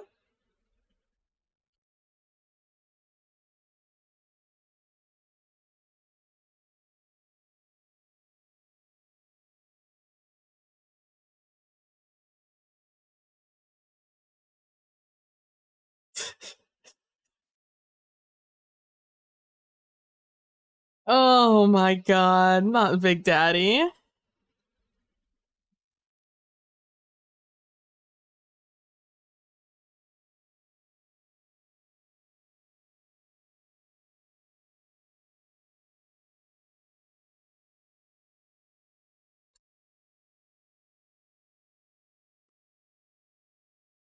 So I want the outside. So the reason I have a hard time choosing what the color I'm going to do is because I want the outside to be like this color.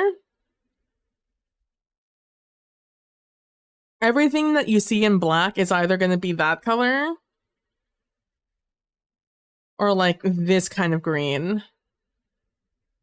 Those are the two colors that I'm thinking of in my mind. I haven't changed the black yet, but these are the colors that I'm thinking of. So I need it to be, this background color needs to be a color that would mesh with both of them.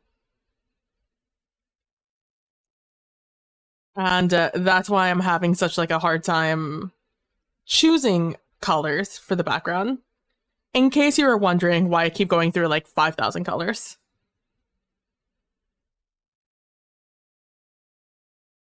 Anyways, I know that the McDonald's CEO is fucking sweating right now.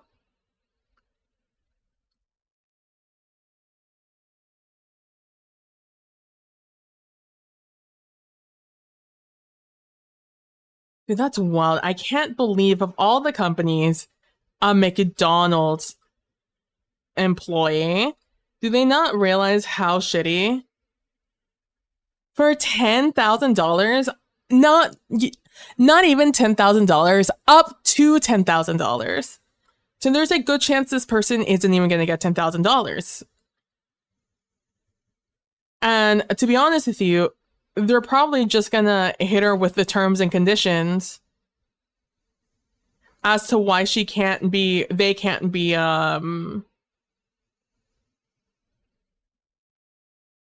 why they cannot give them the money. They're going to give them the runaround until forever. They have zero desire to ever give you any money.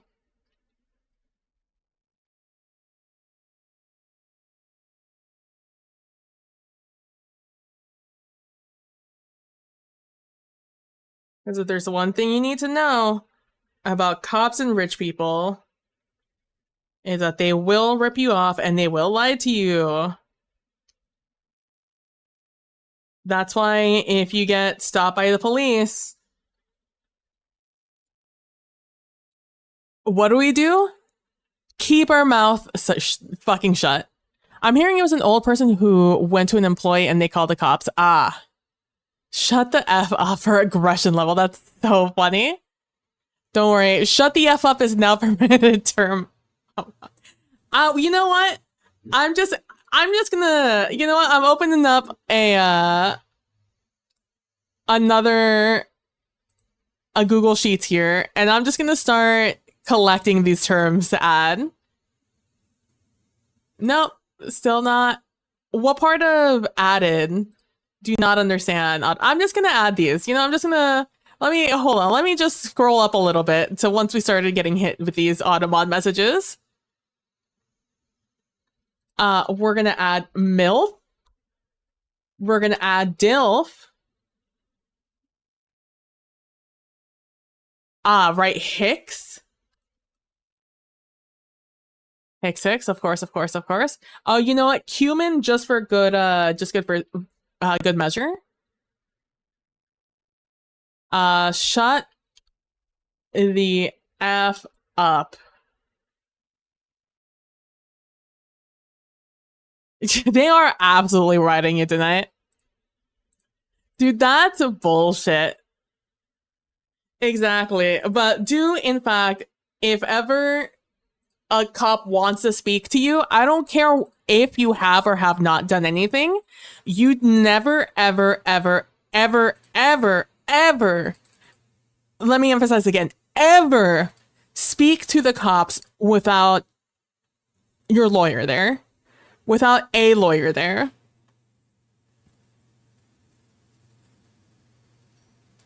You do not say a singular word to the cops. You are not obligated to say anything to the cops at any singular point. You do not let them search anything of yours without due cause, without a search warrant. If they do then search your things, shut the fuck up. They are trained to fucking get you to slip up, and they just want you to slip up so they can catch you for anything. Cops are, what are they? Not our friends. Cops are not for the people. I'm trying to train myself not to just hit the unlock button when someone buzzes by building. Yeah. Huge. Huge, huge, huge.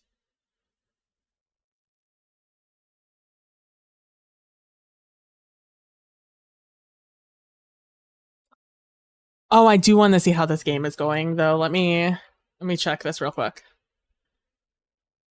No, Bengals, please. I know you guys are terrible, but so are the Cowboys. Please, I'm begging you.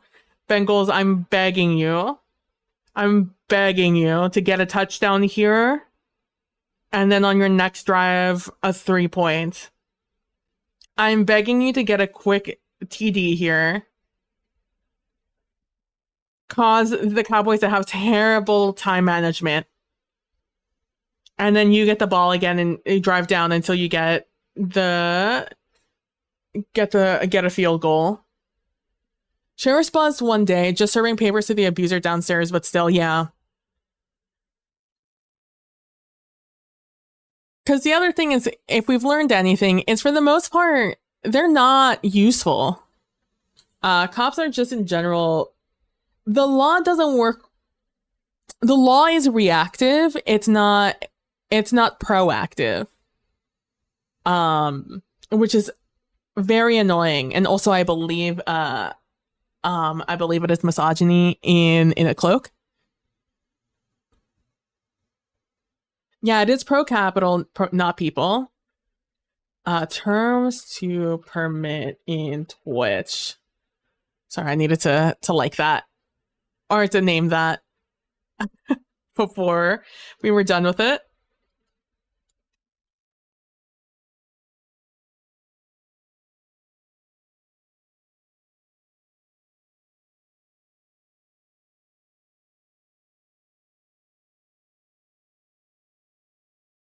Oh, I didn't do this.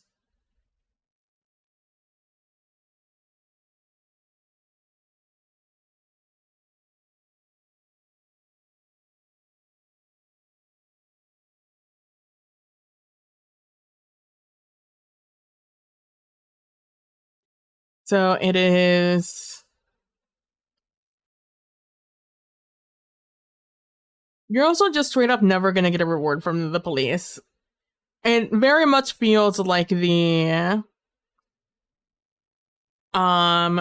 like the McDonald's shit, the Monopoly shit that it turns out that people were stealing it and getting the stuff themselves.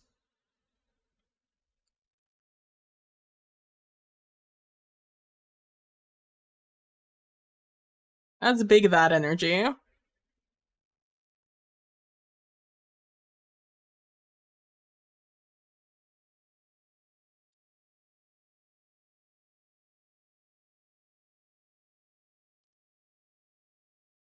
That little charging. That little wheel scared the bejesus out of me. Bing.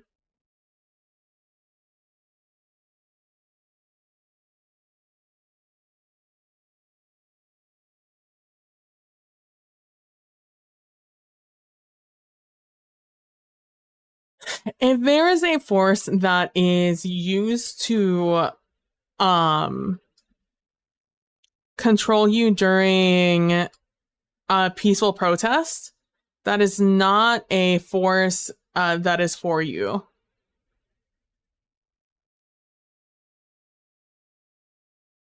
That is, I feel like, a good just rule of thumb. If they are used against people in a peaceful protest, they are in fact not there for the people. It is quite literally not in the job description. They're there to protect order.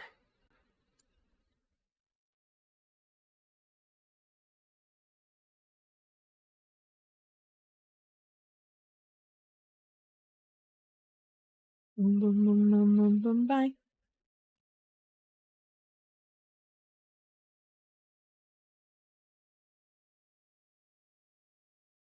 And that's why it wouldn't surprise me if it was an older person who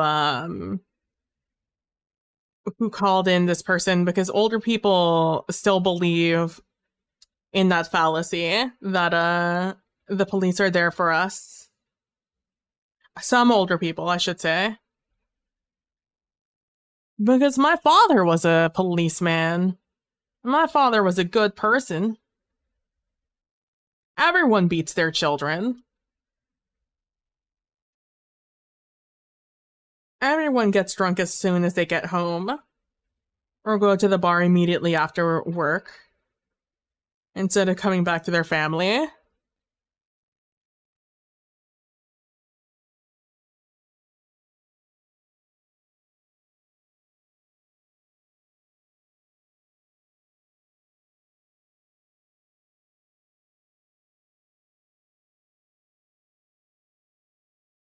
Hey, a cop is a respectful job. Oh, that's a dangerous man I saw on the TV. Exactly. That's who they told me was a bad person. Seems like a nice young man.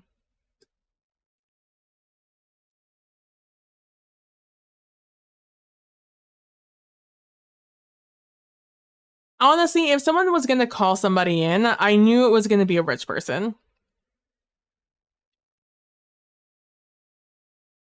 It was going to be someone with money.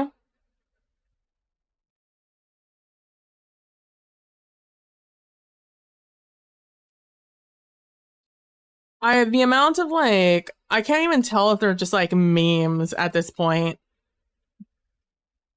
But the videos I've seen of people being like, I don't understand why you guys are why people are being so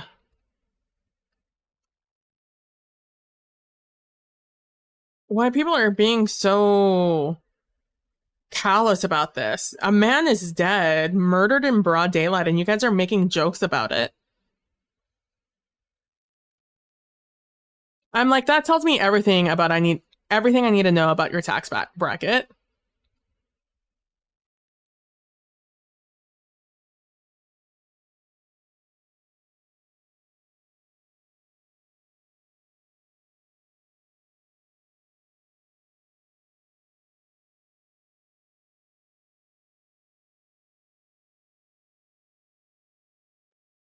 Point five was a good count.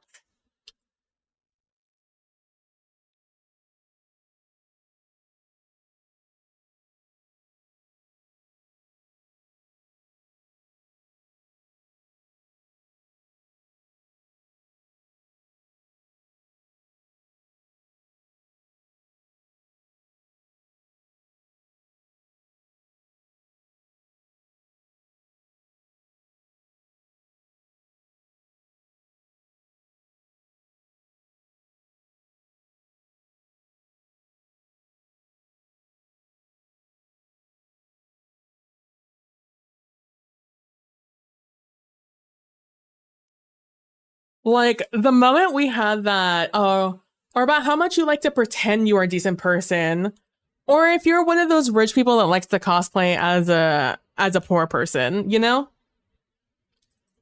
There's quite a few of those out there also.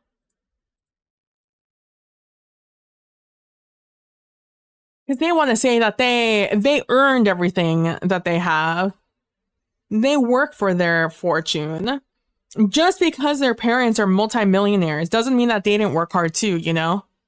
They only moved to one of the most expensive cities on their parents' dime, or only using their savings account that their parents have been putting money into in the 5 to 6 figures every month.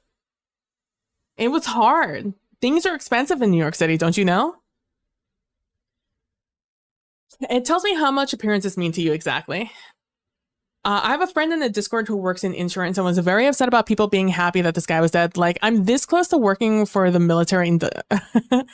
for the military industrial complex, and I won't mourn any of those CEOs either, right? Like,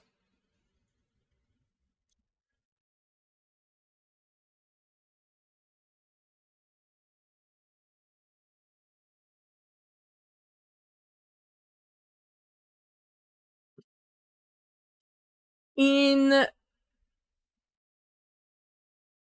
after 2016, anyone who was on the I can't in good conscience vote for this person. That's why I'm choosing to vote third party instead. Anyone who had that attitude going into the election and afterwards was so tried to act remorseful about the fact that their morals conflicted with what they should have done.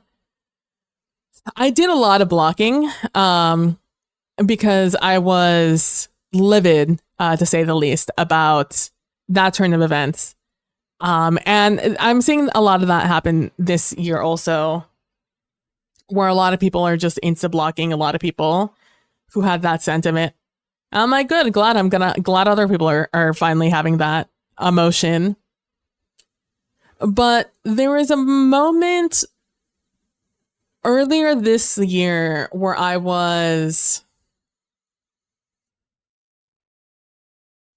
a lot of different social issues have come to light in the past during, the past election cycle, right? The last 4 or 5 years. Where people are being a little bit more critical about certain issues. And I had a moment where, because there was times where I would struggle of just like, well, this person has like a lot of the same views I have, except for where they're a little more conservative, or, I'm sure we all know people who are good up to a point, right? Like, oh, they're not racist and they're not homophobic, but they are a little misogynistic. But they're learning, you know, like, and if it's not people you know in real life, it's like somebody in the social media sphere or someone in your general sphere. And there were times where I would kind of struggle with those sort of auxiliary issues, right? Where it's like, well, you're not any of the big three, right? Like, you're good on those fronts. But then once we start getting more into the nitty gritty, it becomes clear to me where you kind of stand on certain issues, where I stand on the other side. And those things are like non-negotiable for me, right? Like, to me, the rights of people are always going to prevail over anything else. Unless you're a church, in which case I think you should pay taxes. And I struggled a little bit with that over the past year until I really thought about the fact that, well, I hold all of these values. And it's not a struggle for me to hold all of these values. And truly, it's never been a struggle for me to hold any of these values. And the fact that this person is struggling with one of these values doesn't get negated by all of the other values they uphold, you know? It just means that there is a spectrum, which I don't think is that much of a spectrum if you don't think of one thing and believe in other things. Or some people hold rights and not other people hold rights. That kind of tells me everything I need to know about that person. And I don't need to hold space for that person. I don't need to wait for them to learn. I don't need to wait for them to like catch up. Nor that it's a difficulty to hold any of those values. Which again, I feel are fairly like basic, like, you know, people are humans no matter who they are, where they come from.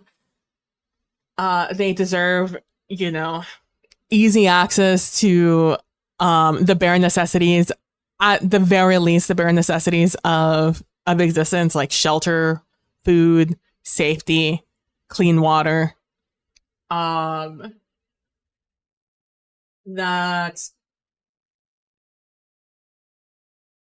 you know, at the crux of it, it's pretty much just that. So a lot of things fall under that, you know, like obviously, no matter where you're from, who you are, all of those things apply to you. What color you are, they all apply to you. What you believe, you know, you fall under that, you know, like where you fall on the queer spectrum, you deserve all those things, like, and hey, people should be able to be getting a living wage, and companies shouldn't, you know, hold all the money in the world. I feel like fairly basic things. And so recently I was just like, well, if I can hold all of those values, then why can't they? Why am I waiting for them to catch up for that? And I've become a lot stricter about what I allow in my space, in my sphere.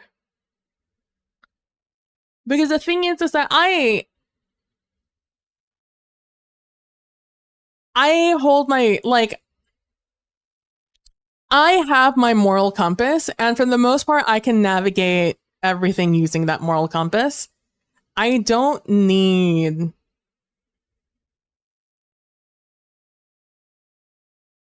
any growing in the way that some people need growing. I don't know. I guess what I'm trying to say is there's a lot of people out there that like hold half the values I do. And I was giving them the grace of growth in my presence. And I've reached a point where that is no longer where I'm at as a person. I'm happy you are growing as a person, but I don't need to be there for it, you know? Because I think it says a lot more about you that you exclude some people from from your values, which tells me that you just like to pick and choose who and who doesn't deserve things. That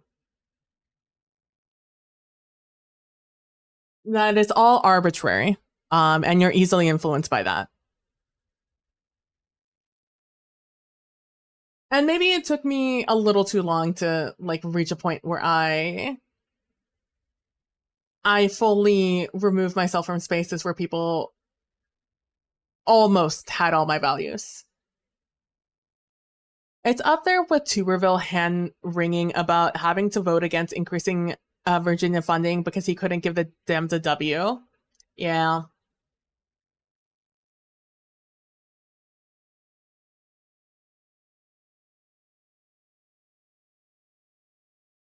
It's just, yeah, Veterans Affair. Oh, Veterans Affair. Oh, Veterans Affair, Virginia.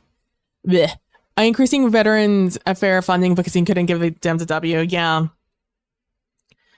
It's like, I don't know, man. I don't know. Because here's the thing, and it really had to do a lot with politics on this one. It is just simply not hard. I find it very easy to believe that a person is a person who deserves rights, you know? No matter what they are, who they are, where they come from, their ancestry, I don't care. I believe all of them deserve rights.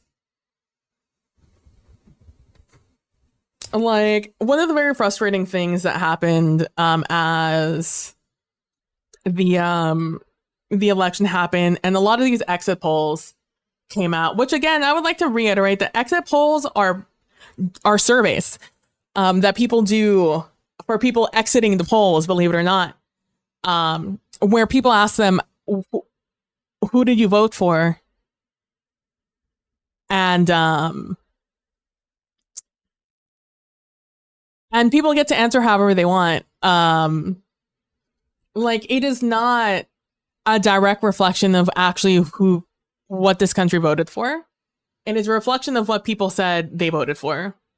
In certain places with a relatively small polling pool in relation, but you know, it's supposed to be a representation more or less of how the public voted. But I wouldn't scrutinize the numbers as much as some people have. But in a world where people use AI, Google AI overview to determine their facts for them, I'm not surprised to find out that people take those exit polls as gospel. It was very disappointing that in the aftermath, I got exited poll exactly. I've never been exit polled. They asked me my party. I told them independent and they recorded undecided. No motherfucker, I said what I said. Exactly. It's just like,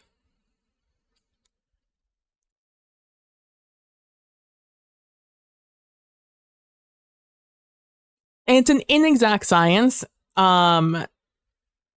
And if you've never gone out to do any sort of statistical sort of deal like that, I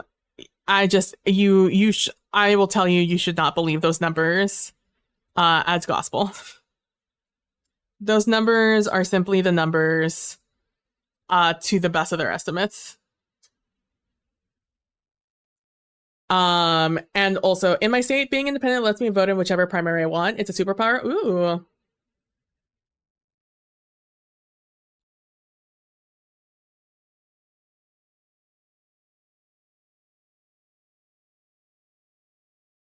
And so those it's a superpower. I love that actually.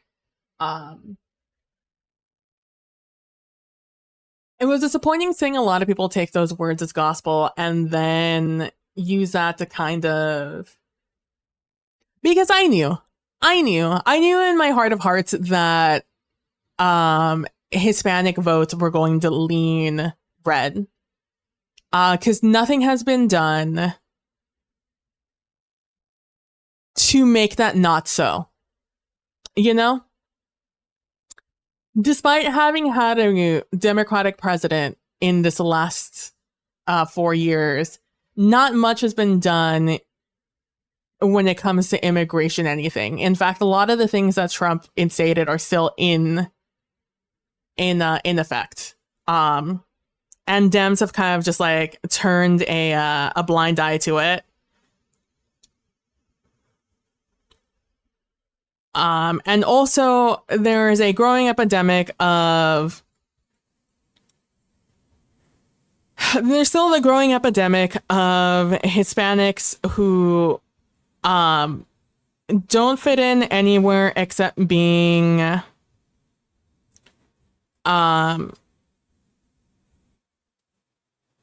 they don't fit in anywhere, and so they decide that if they're going to fit in somewhere, they might as well do it in white spaces, because white spaces are where the power lands. And because a lot of Hispanic communities are led through misogyny, obviously power, what people desire is their power back. And that's where power lies. It's within people believing you're white. You get more opportunities that way. And so they want to take that opportunity. So I knew that that's where things were going to lie. Nothing has been changed. Nothing has happened. So there was probably going to be a higher vote from people. And a lot of people are like, I can't believe they did that. Don't you guys, this guy is an open racist. Why would you guys continue to support this guy? He literally just called you guys some racist term. And I'm like, you have to understand that you are acting like this is, I know a lot of you guys just think Mexican when you think Hispanic. But there are a lot of different countries that expand Hispanic.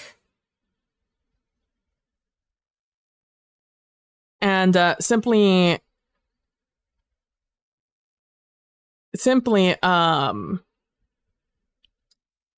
it is not catered to at all. So in fact, very little is done because everyone wants to do something about immigration, but no one wants to be the person who pulls the trigger until a crazy person comes into power and then does some crazy shit. And people were like, well, maybe don't go that far, but like, maybe they're not wrong. And it's like, excuse me? Which again is where this idea of, well, if I'm white, I'm not going to be treated like that. We see that? We see how that, that all kind of like leads into it. And maybe that doesn't make a lot of sense to some of you, but that is where it lies. It's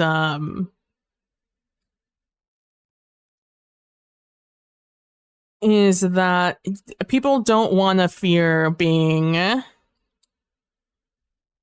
discriminated against or continue to be discriminated against. So if there is an opportunity for them not to have that happen to them, they're going to go ahead and take it. Because we were colonized by white people, so we're like halfway there on looks front. And if not, we can chum up with other people. Or I guess they can. I'm not. I fucking hate Republicans. The Dems got beat up on the cost of living issue, housing issues. Inflation is down. Immigration was reined in too late to really help, but still. The R shut down their own immigration bill, but none of that hits our lived experience. Exactly. It's so like I wasn't surprised. When I saw those numbers, I was disheartened, but I wasn't surprised. Um but I also had a lot of questions about where those exit polls were coming from because percentages are only as important as their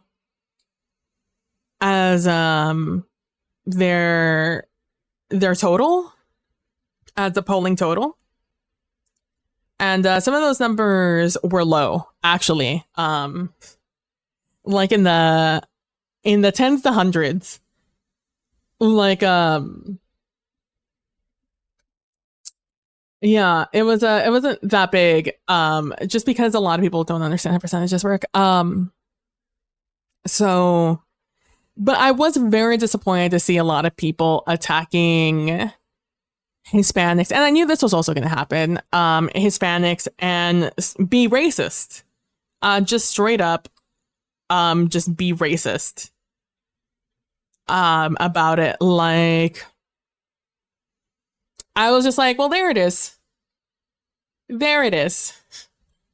Because here's the thing, no one talks about it. It's people are real quiet when it comes to their stances on immigration here in the United States.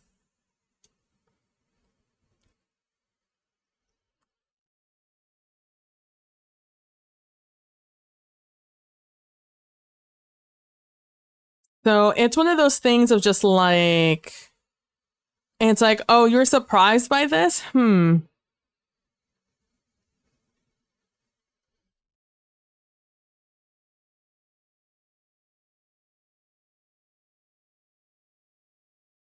And then you immediately jump on the, well, maybe, you know, we should throw you back to your own countries. I'm like, what an interesting thing to say as someone who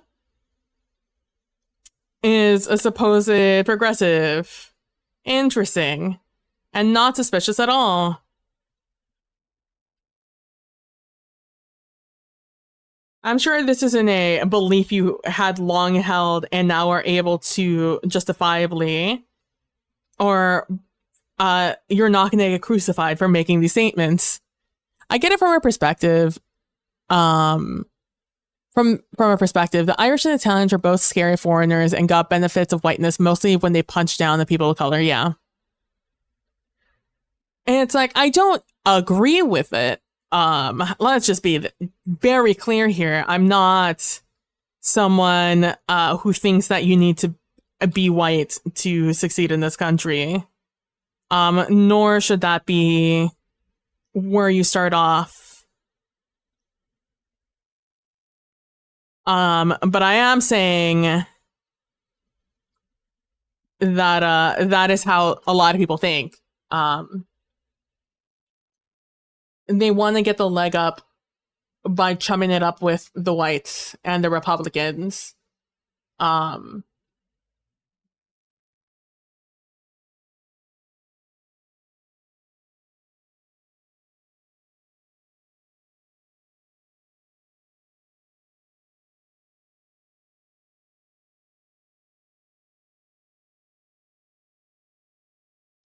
know how I'm going to do these curtains. I know how I'm doing them.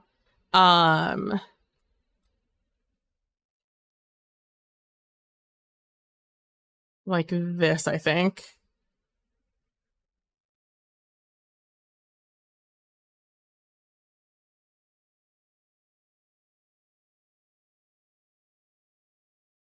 Something like this, I think.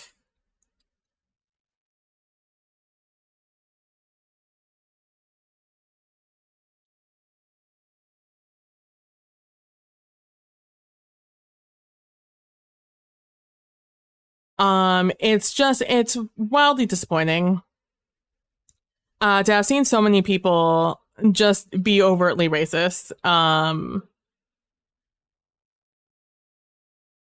As soon as unreliable exit polls came out,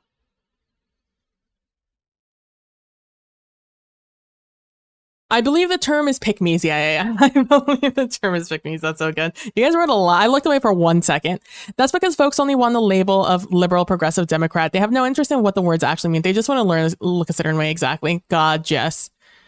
When I was younger, I did not know the difference between liberal, progressive, and Democrat. I thought they were all kind of the same thing. I did not realize there were nuances to those. I believe the term is pick me's. Now I'm a good person. Proceed to do everything that a good person wouldn't do. Exactly. It's like, I don't know. It was very disappointing. And I know, and I think we need to go back to just shutting our fucking mouths. Like, you don't have to speak on everything. Mind you, that extends to any label you can think of. Absolutely, Sphinx. I just think we need to return to the habit of shutting the fuck up. A lot, because you're just simply gonna, I mean, or maybe not. Maybe it's a good thing people aren't shutting their mouths, because then we can see what you really think, you know? Because a lot of people were very angry in the week after the election, which I will say, so were a lot of people. And a lot of racism came out then. And I was just like, ooh, that's unfortunate. I knew this was a thing because, again, immigration is a topic that is not discussed. There's a lot of hot topics out there, but you're not going to catch people talking about immigration policies here in the US. But it was disappointing nonetheless to be proved right. You know, like I would love to be proven wrong. Just once in my life, I'd like to be proven wrong. Because like the thing is that if I know people in my family who's all Mexican or have racist tendencies towards Mexicans, then what hope do I have for other people? You know, they use the term liberal has evolved. The use of liberal. Hold on. I can do this. The use of the term liberal has evolved over our lifetime. Liberal used to be a term for anyone left of the Republicans. Yeah. Conservatives love to talk immigration. They're just devoid of facts. Oh, yeah, that's for sure. I mean, I guess more on the side of Democrats, liberals, progressives, whatever. You're not going to hear them talking about immigration. Immigration almost feels like a taboo topic to talk about. And I'm like, it is quite possibly one of the biggest issues in our lifetime. And it's just completely glossed over. I was like, oh yeah, no. I hate how they break up families. That's an awful thing. And it's just like, is that it? Is that all we're going to say about this? And it's like, oh man, what a waste of money that wall is. I'm like, yeah, it is, because it also is just getting people hurt and causing a lot of issues and you know, right? And they're just like, yeah, the wall's terrible, man. And that's the end of there's no nuance. There's no nuance takes when it comes to immigration. Unless, of course, you are a conservative. Conservatives, like you said, love to talk immigration. And they will talk to you up and down about how immigrants are terrible. And by immigrants, I mean Mexicans, because there's no nuance in the conversation. People think immigrants, they think Mexicans. People think Hispanics, they think Mexicans. They think Latinos, they think Mexicans. They hear people speaking Spanish, they're thinking Mexicans. There's very little nuance there. Or very little brain power. There's very little critical thinking that goes on in these situations. Like, I would bet my entire existence that God, what was the stupid thing? Like, oh, these people are taking over, these gang members are taking over this apartment complex.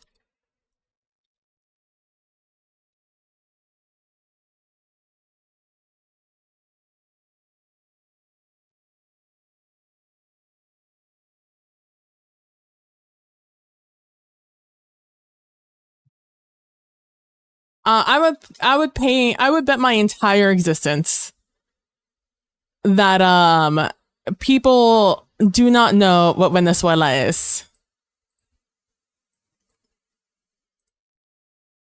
I would bet just everything that when people thought Venezuela, they thought that that was just a place in Mexico or a name of a gang, even.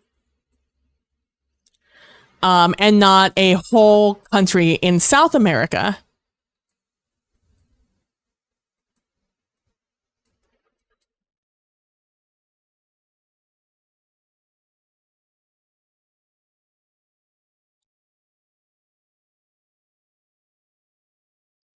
I'm in the far north. We don't have Mexicans, so it's so confusing to me to see other Northerners in conniptions about the border.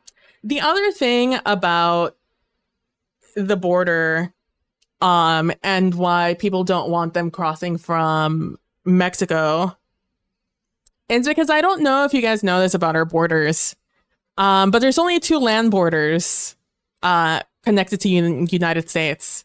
There's one through Mexico, the Mexican border, and there's one up from Canada. Obviously, there are some, but it's not our largest Spanish-speaking demographic. Yeah. So if and like the closest way to catch a boat here is dependent on where you're coming from. So if you're coming from somewhere in the entirety of South America or anywhere south of Mexico, including many non-speaking Spanish-speaking countries, people go through Mexican borders, or they pay coyotes to go through those borders, to bring them into the U.S. For example, there was a bunch of Haitians like to go through the border from Mexico into the U.S. and they actually get rejected a lot. And recently, in the last couple of years, Haitians have been rejected at the border and not let in to the U.S. And so, because they can't go back to where they're from, they kind of just stay to Haiti, I'm assuming. They kind of just stay in Mexico. So a lot of the border in Mexico, where they were coming up from, has a large population of Haitians now. But yeah, a lot of people just come through that border. It's not just Mexicans. It's just a border. So, but because there's so many darn Mexicans out there, and we just get the blame for everything. Absolutely everything. And I'm just like, I don't think that you guys know. And by you guys, I mean, the people who are unable to have a nuanced take about this.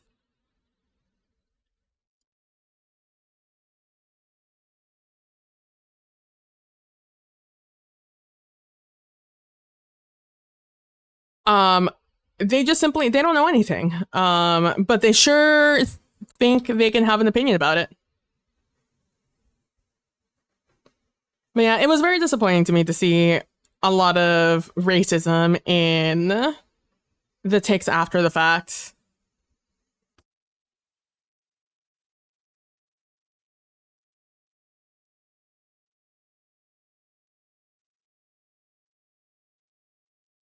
I'm trying to think if I want to make this all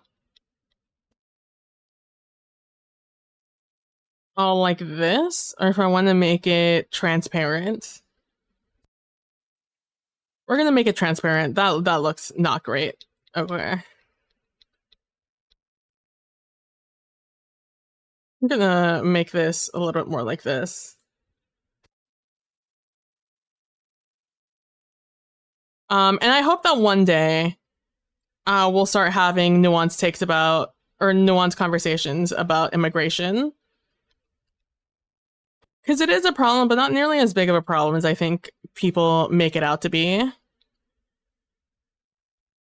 Or like, I don't think that they know what the problem is. They just kind of hear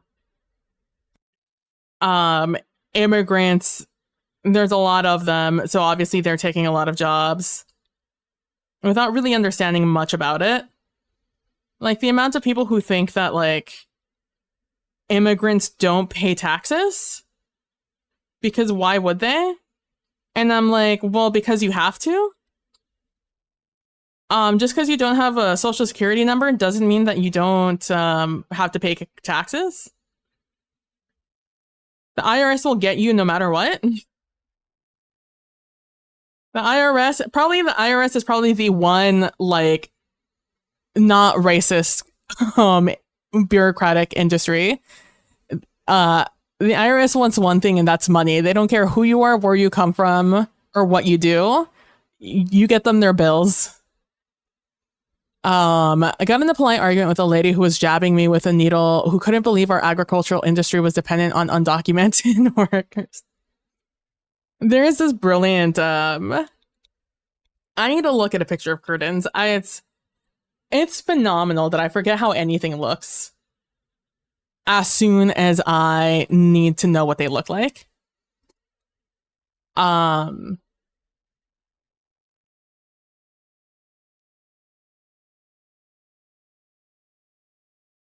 Oh, those would look nice too, and probably way easier than what I'm doing. To be clear, she was administering my flu shot and an anti-vaxxer somehow. Wild. People want things too simplified, exactly.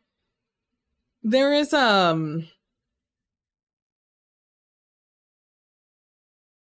it's kind of like the homeless epidemic. People also just never want to talk about people who are houseless, homeless, living on the streets, living in their cars. They just kind of want to throw a blind eye to anything that has a little bit of that they have to think too hard about, you know?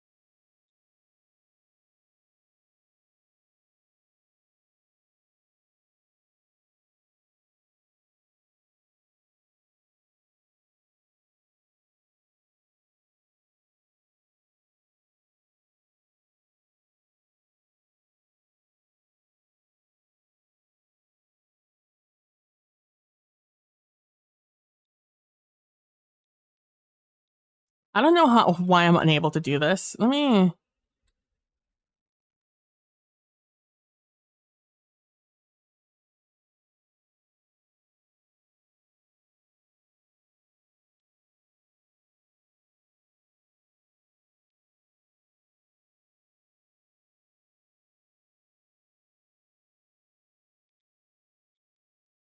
I'm struggling here. We need to send in the cops to clear out the encampment and send them where they're still homeless. Exactly. Not to mention that there's plenty of space for people, to be homed.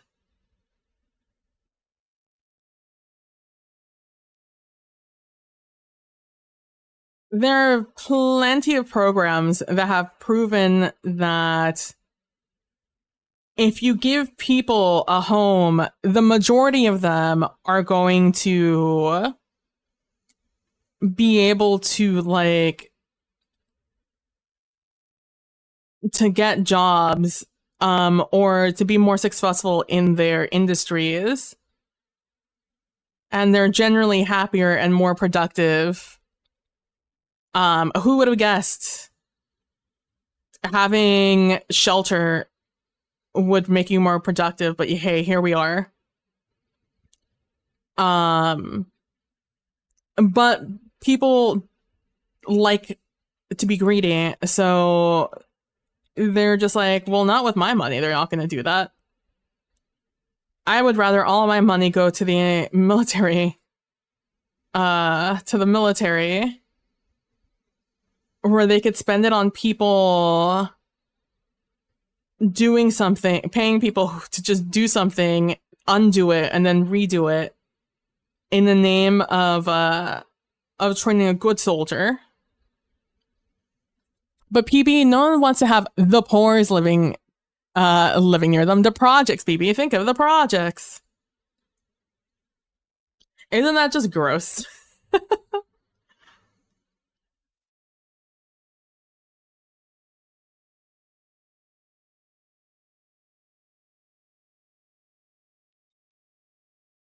I need to make this opacity a little bit better.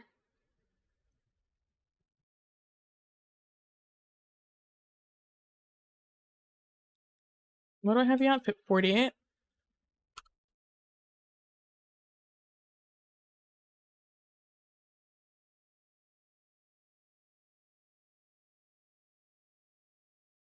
Can I just do this the whole thing? Oh, I can. Oh, beautiful.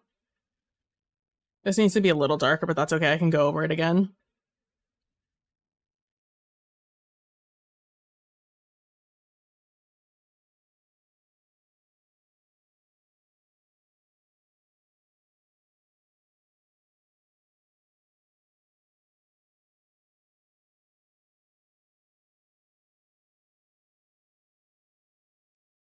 And when those military troops end up on the street themselves, exactly. Well, you know, maybe they should have worked harder, been mentally stronger.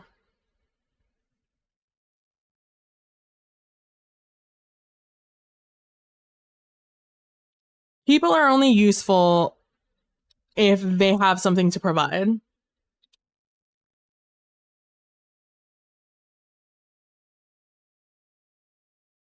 As soon as they become problematic, they are no longer a problem of the system that raised them, that created them.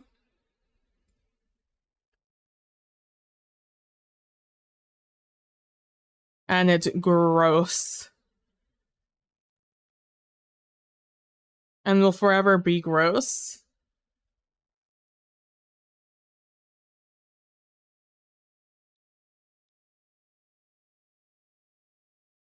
And it will never be not disgusting.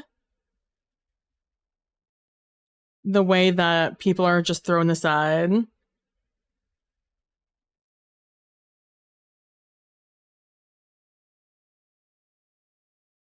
When they gave everything.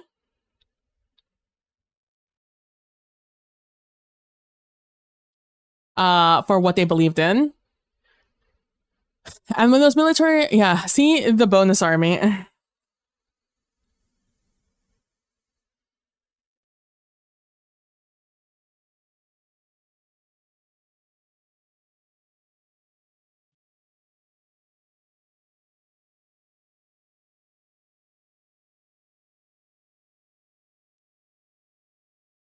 Oh, I have to sneeze. Oh, I'm on the wrong scene. Oh, I didn't think I was gonna make it, guys, but I did. I got to the mute button in time. At least I hope I did.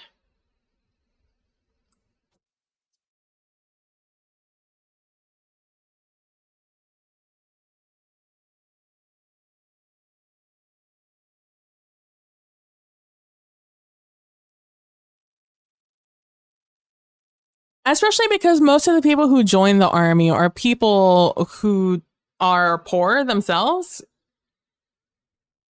And join because that's an easy way to make, well, I say easy. It's a way to make some money out of school. And, you know, it's comforting in the way that you continue to have your own regiment. Your daily regiment that and schedule that you miss out in school. Because God forbid we're taught anything useful in school.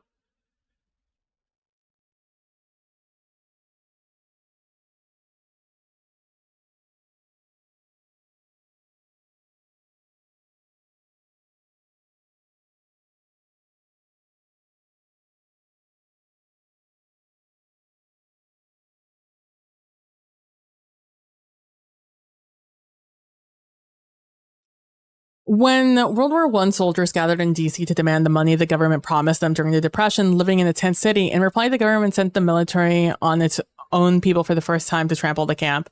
And John Kerry got dragged for daring to mention that the military focuses on recruiting the poor and uneducated, right? And it's like, that is who is in the military. It's why in the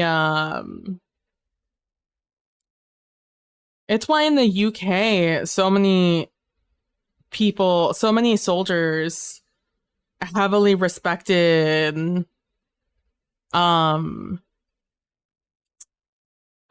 Harry because he was out there being like being an actual soldier and not just being a play soldier.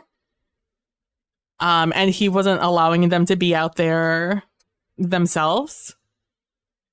Because that's not a respect that you see from people from affluent backgrounds. They're there for the title and the prestige after they're out of the military. Not so much for the camaraderie, the brotherhood, and because they have to be there.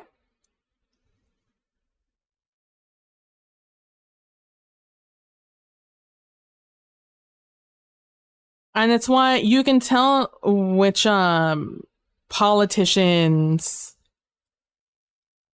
actually were in the military and which ones were played pretend, played dress up while in the military.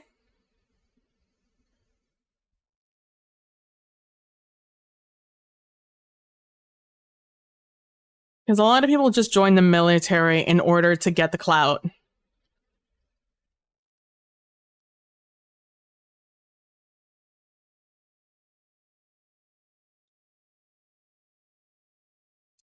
Do I have a pen for this?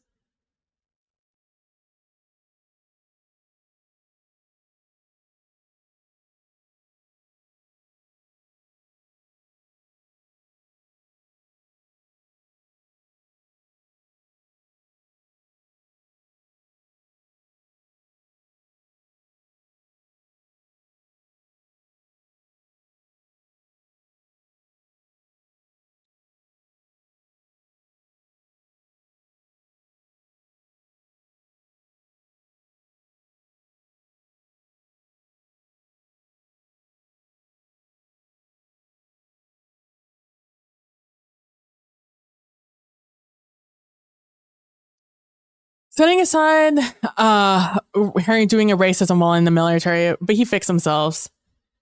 It's like, that's the other thing, right? Like,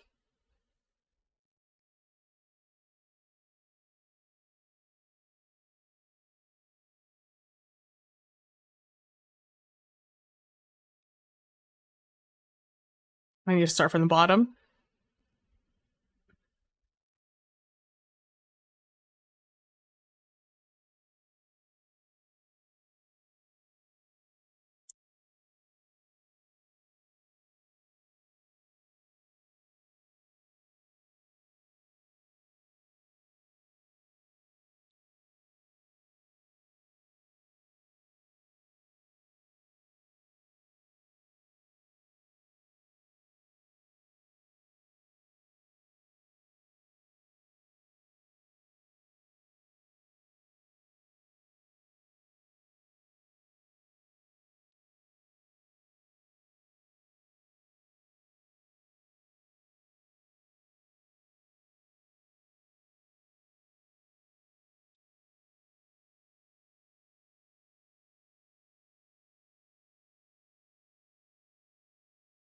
Yeah, I should look at all of these before I make a decision. I don't hate the lace though. Oh, yes, sorry. I used to listen to a podcast with a pair of leftist vets talking about how toxic army life has become.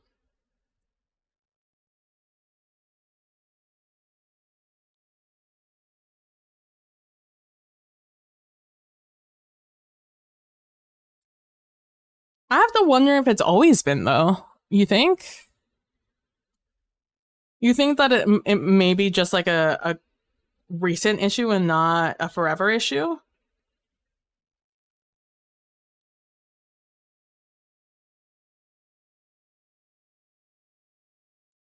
I never use these pens, so please just bear with me as I look through them all here.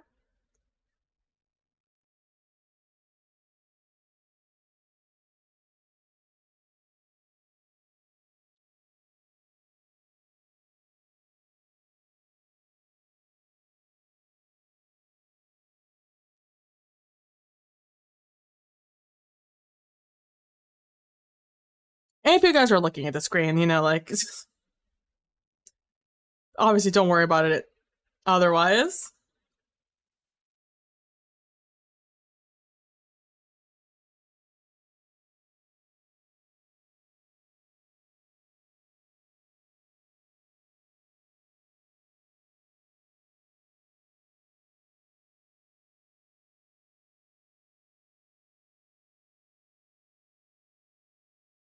I feel like it's a maybe a little too detailed.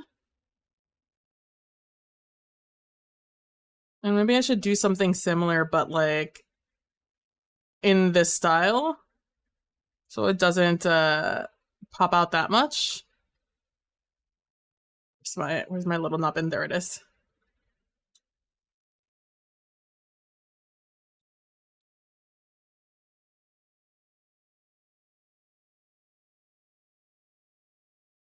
I think it's gotten more polarized as society as a whole has gotten more polarized. The upper ranks, I'm sure, have always been a certain way, but the army used to be filled with conscripts avoiding jail time, even when we didn't have a draft. True.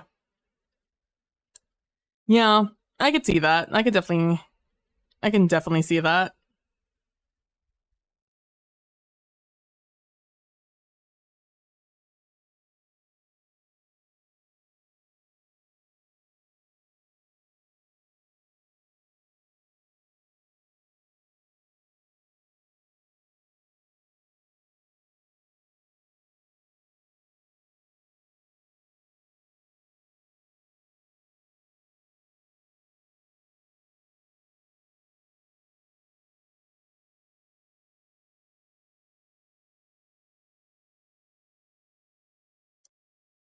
It's yeah, it's yeah. I could definitely see that.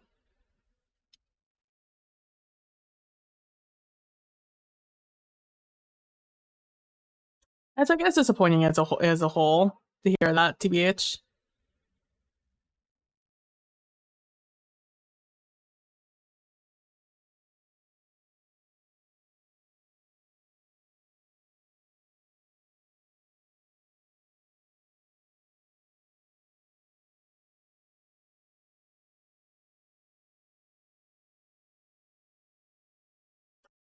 This has gone. This is played a million times. Let me switch something.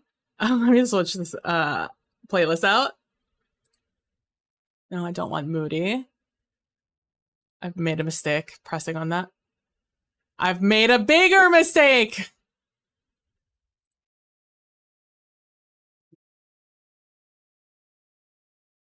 I'm gonna just turn it off until I find something. My dad had a friend who was a non-vet and a pacifist. I can't wait to find out what word in here is considered racism level 1. Foreigners? Fam? Foreigners? Foreigners is a normal word. I guess maybe the S at the end was too much for Automod. My friend, my dad had a friend who was a non-vet and a pacifist. He drove a truck, threw his rifle under the seat and left it there until he shipped out again. Well, now it's just filled out with volunteers, poor, uneducated, people who are willing to go kill foreigners for Uncle Sam. I considered and couldn't bring myself to enlist, yeah. Yeah, unaliving non-Americans, true. Um, yeah, that's very true. That's very true. I'm surprised that it would be more now and not after 9/11. Because I feel that's when sentiment was the highest about that. I would have thought it chilled since, but maybe that's just hoping for too much.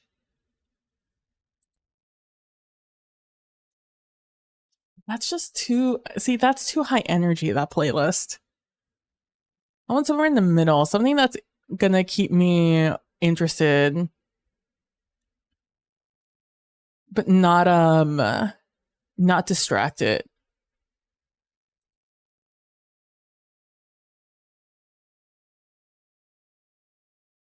It's gonna do nothing for me, and that's also gonna do nothing for me.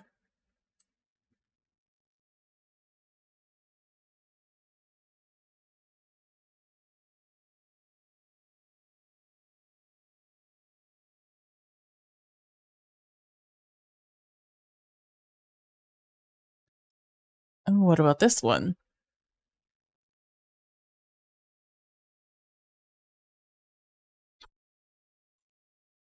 I don't want to listen to the same old music that I usually listen to.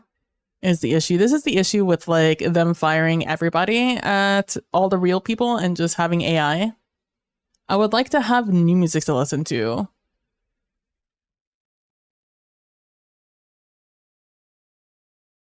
And not just shitty AI, what AI thinks I should listen to based off of other people's listening habits. Like songs to road trip to are all just wildly white. It's like, let's have some Fleetwood Mac in there. No offense to Fleetwood Mac, or like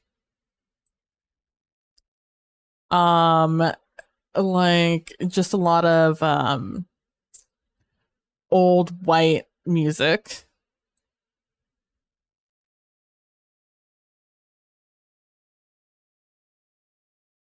This is all just music I would listen to normally. Stop giving me shitty music to listen to. I mean, I enjoy the music. I just would like to listen to something new, Spotify. Please, I'm begging you on my knees.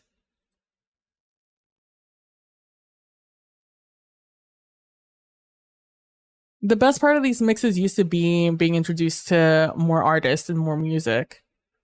But now it just kind of regurgitates the same things I listen to.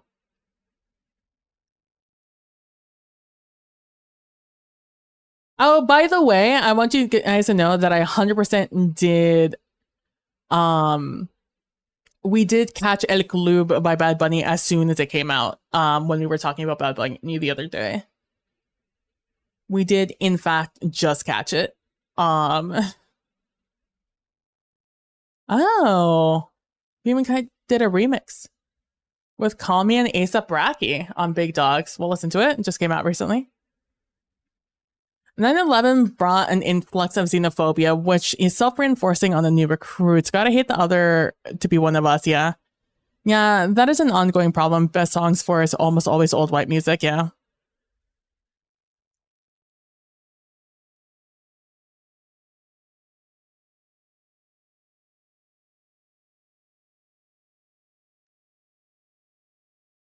I'm sure Nightbot told me to stretch at some point and I just didn't. Don't mind me as I stretch.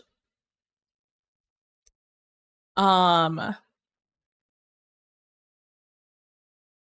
it's wealthy. I slept, so I have no idea what time it is anymore. Okay, it's 10:30. I was just realizing that I felt like I just woke up instead of I've been awake for a while.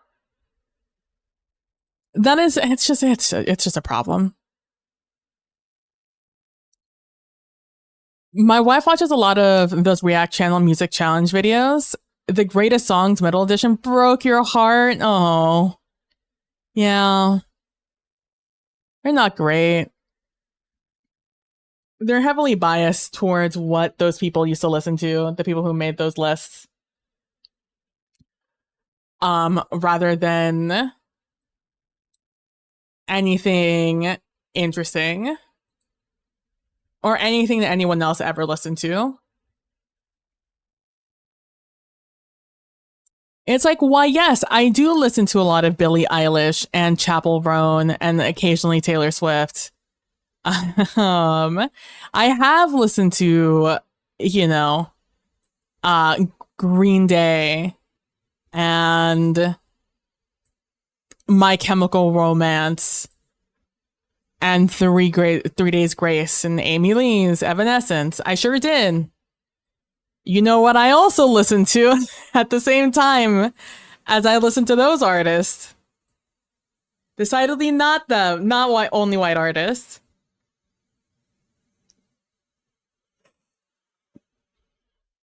T-Pain was a mainstay on every playlist I ever had. Even if I didn't even know it was T-Pain.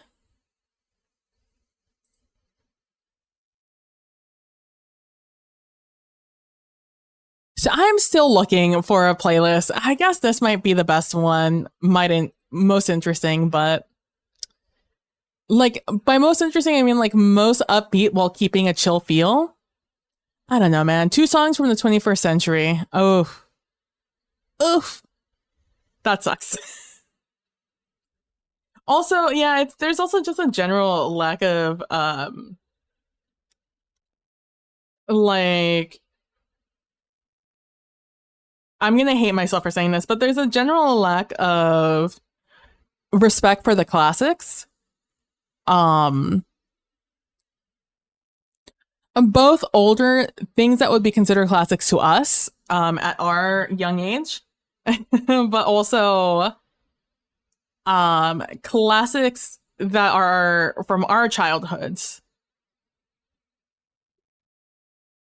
Like I'm delighted that T-Pain is making music again and touring again, because that means the kids TM are gonna learn about T-Pain. But like we legit had, and like what our pop music was instead of this like indie pop moment that we've been in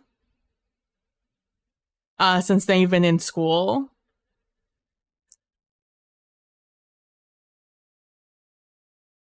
Like, why are we not listening to like Whitney Houston? Why are we not listening to our Michael Jacksons, our Princes?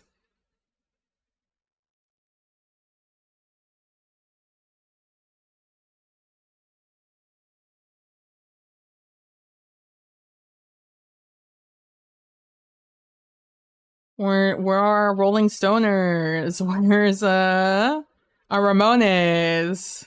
Ramones.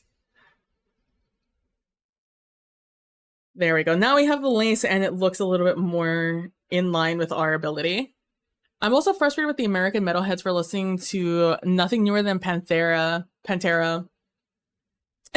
Also, Pantera is awful. There are so many great bands that get no time over here and rant. Shout out to Pantera. Oh, metal is the opposite problem to pop. Folks only listen to the classics. Ah, nothing newer than Pantera, right? Yeah. Well, I mean, that's the point of pop, right? Pop is popular music of the time, of the moment.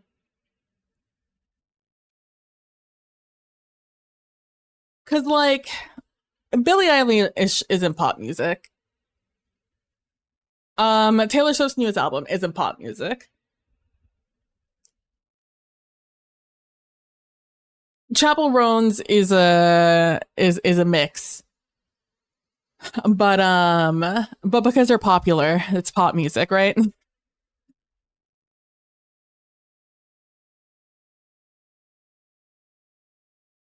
Okay, so Pantora is musically whatever, Texas metal band, but their bass is a straight up fash, like hot on a hot mic yelling white power. That's also a huge issue with a lot of these these bands. They're all just kind of fucking racist now. I mean, they've always been racist, but now like they're not afraid of it. I did not stop to consider that this is all on the same layer.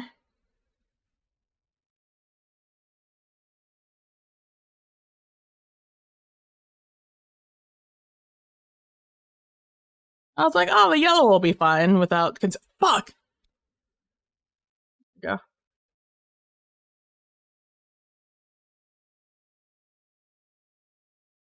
Maybe we just live with the fact that it's slightly taller than the other one. I didn't care before because I was gonna put like a wreath or something up here, which is why I got distracted. I was gonna do like I was gonna look for like leaves or something wreathy that I could put up here.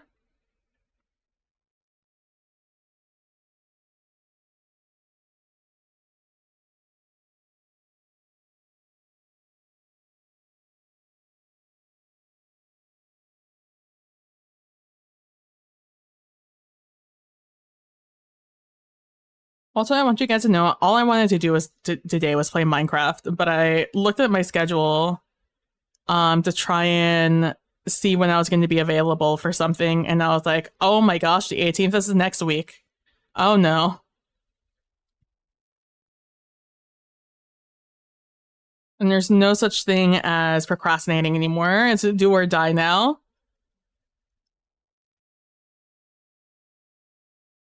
My cat is very upset that I'm still up. Have a good night, Bude. Thanks so much for hanging out with me and putting up uh with my talks about things, about the state of the union. Have a good night, and I hope that your cat doesn't continue to be livid with you. Ooh, a hydrate. Thank you so much for the hydrate. You too. Have a good one, Bude.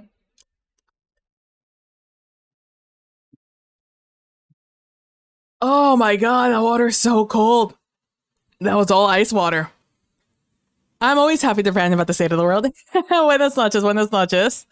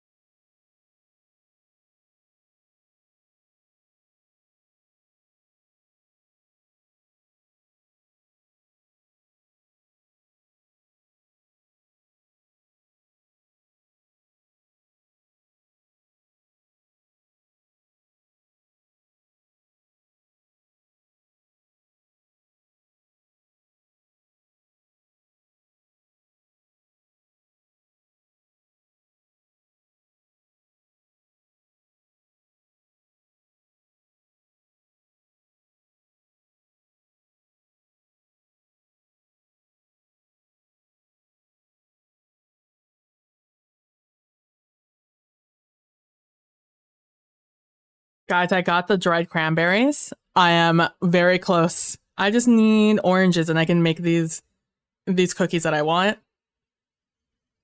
I'm very excited about it. You know, I'm glad that this worked. I kind of just did it and I was just hoping that that technique would like render something of interest.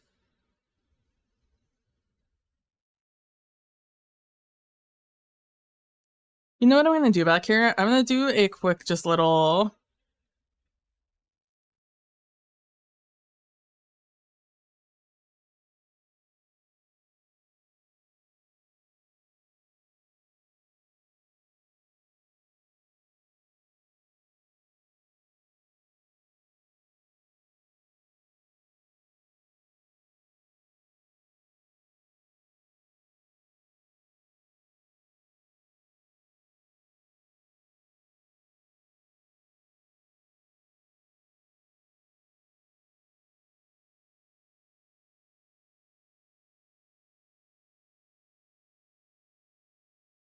I'm gonna make like a blurry background. I've never done so, but I want to try.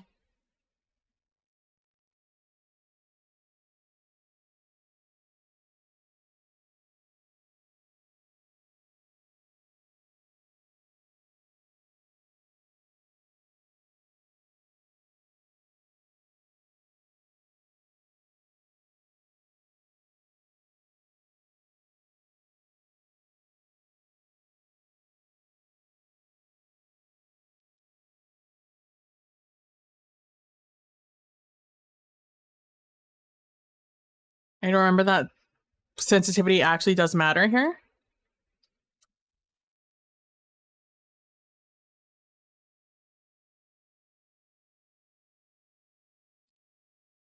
Oh man. 3 hours. 3 hours and we were only up to 4, huh? That's not a great record.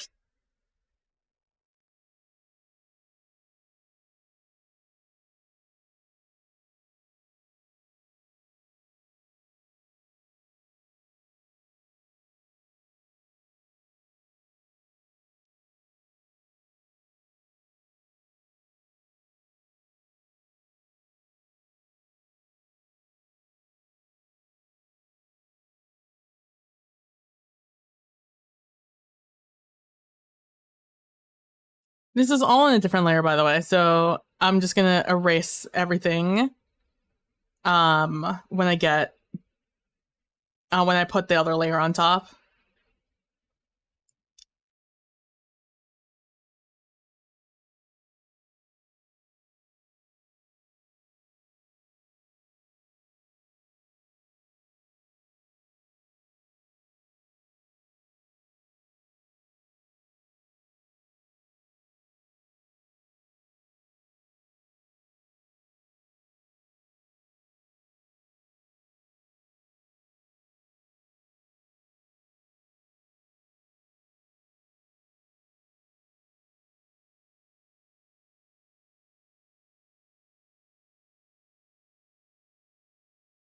You know, the more I listen to the song, I keep thinking like, was this a little predatory?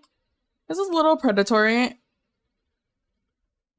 on to do this with Billie Eilish.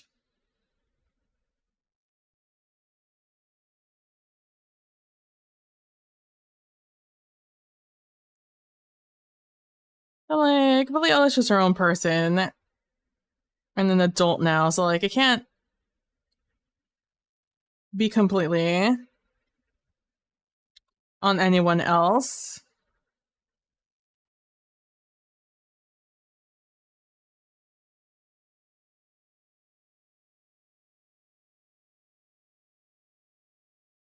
I don't know.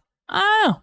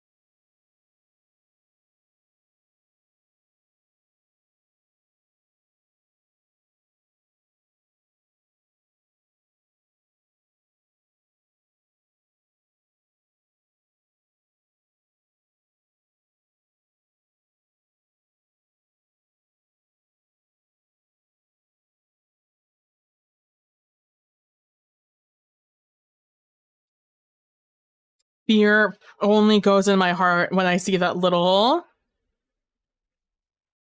when I see things suddenly start going with the little charging meter. My heart just drops immediately.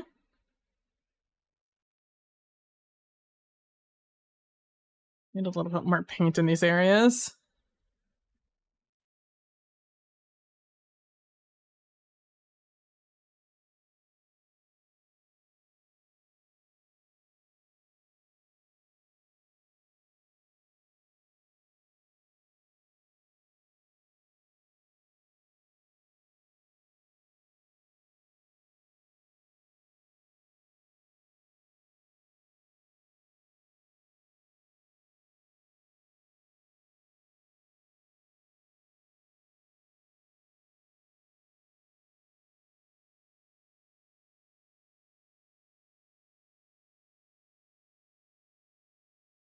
All right, let's grab our blender again. Honestly, it doesn't look as bad as I thought it might.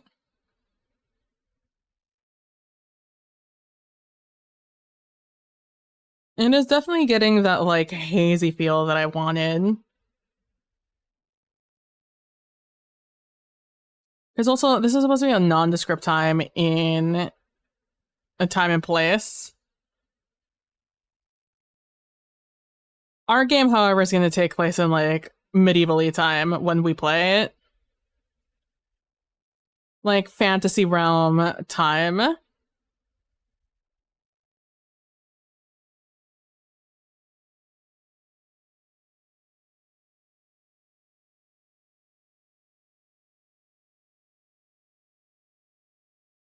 Forgot that I added more stuff over here.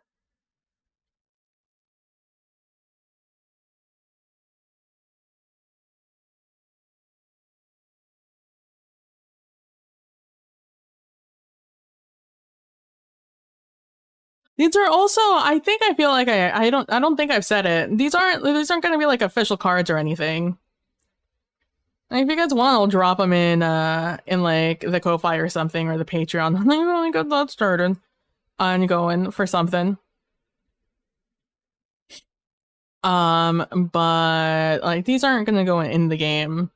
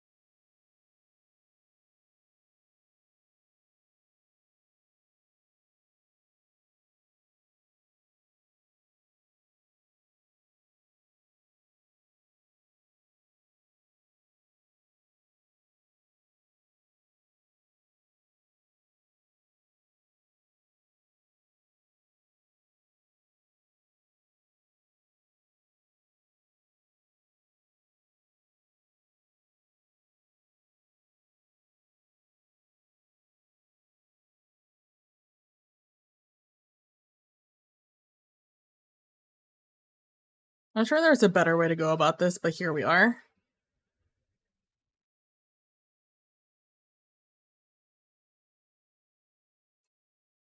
There is a better way to go about this.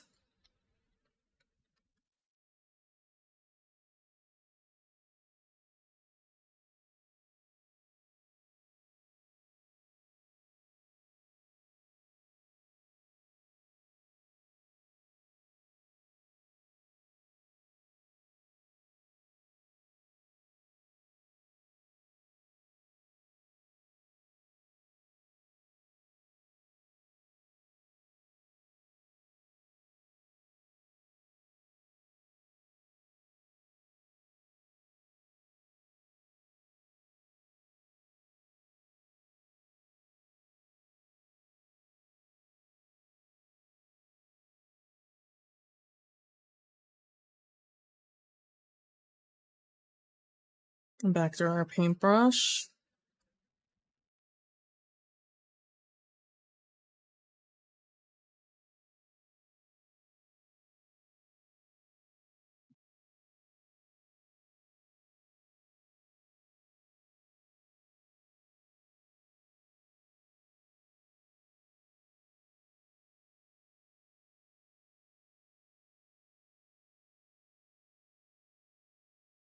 Okay, now to come back here.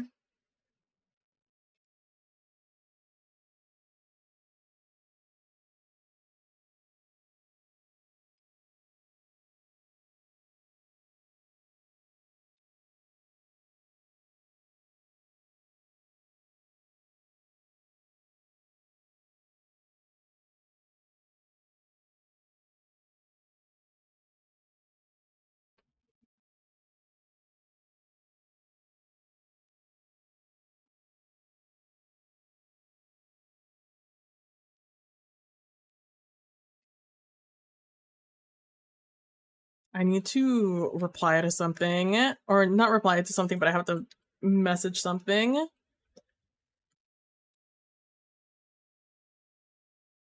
So we don't forget to do something. Not us, but a group I'm in. I just realized that there's something we need to do this week.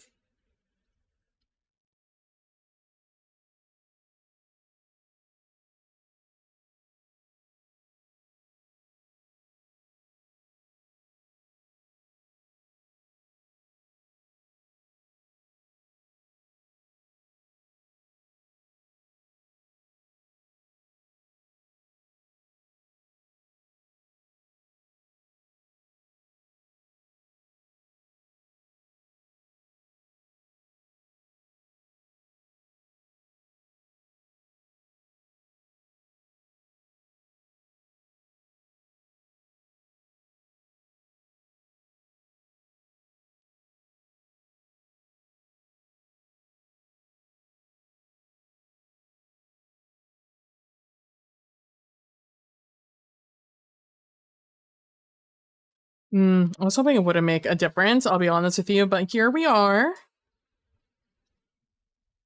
Where it does in fact make a difference. Oh my god, I just cracked my neck like 3 times looking up. And boop boop boop.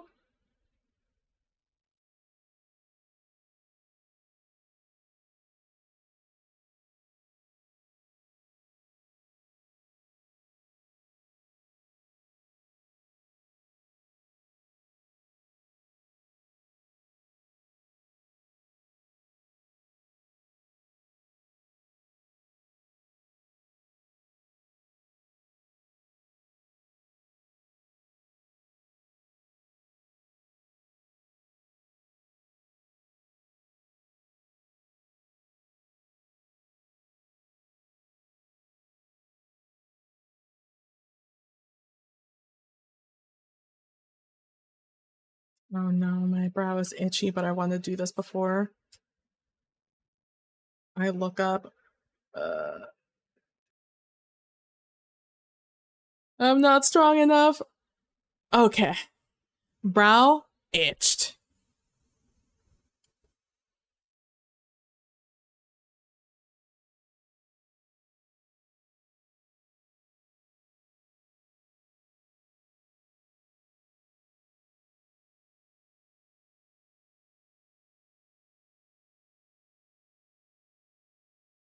I hate that it did make a difference. All right, well, I can just barely see the little latch up here. That's very funny. All that effort I put into it just to be covered up. Something I have full control of.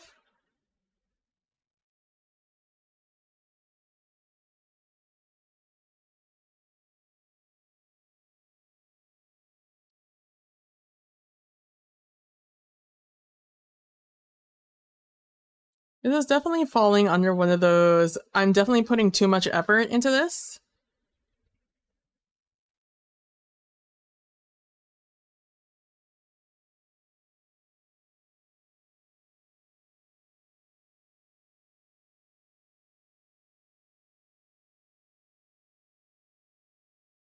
When I have a whole bajillion other cards to make.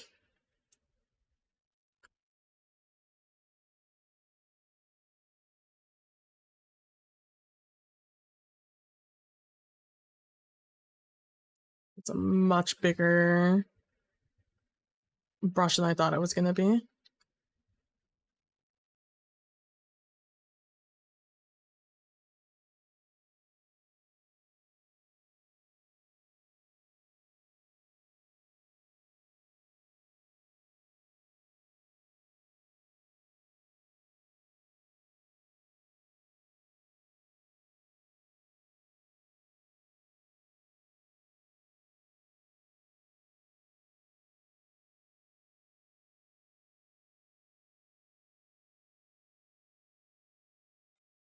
Also, definitely not putting the I'm definitely not putting the curtains as the front and center of this picture, but like it looks mostly nice, I think. Let's save this. I'm particularly happy about how the background ended up.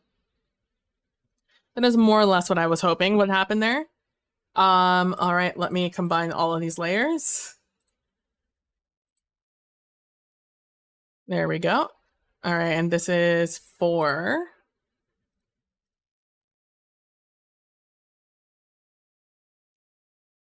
yarn. Okay.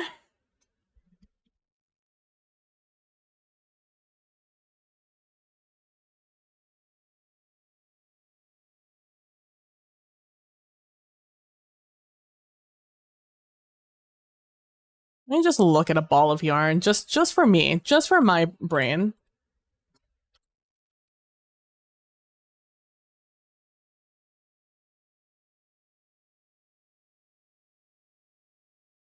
Oh, bitch every time.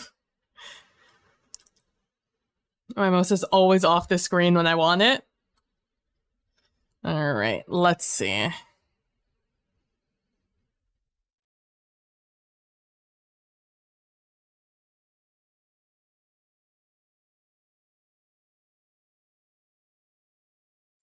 Okay, let's do this.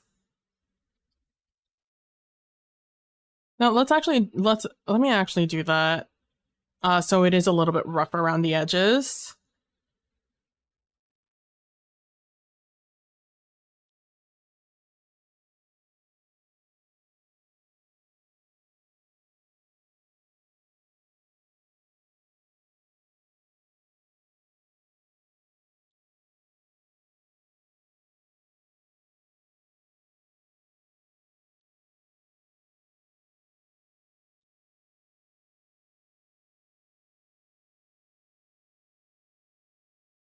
All right. Now I want to grab a darker color and have that as our yarn pieces. Or separating our yarn pieces.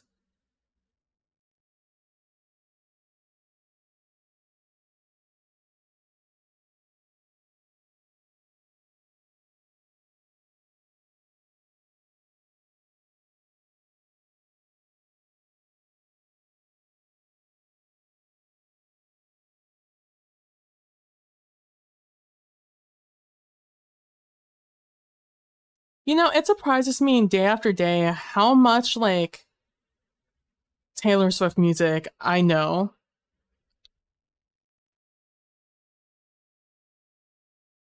Because I've never not liked Taylor Swift. Um, Taylor Swift has been dropping bops my entire life. So it's not like I've been out here disrespecting Taylor Swift. But I am always surprised by songs that I didn't realize she wrote. Like for her her last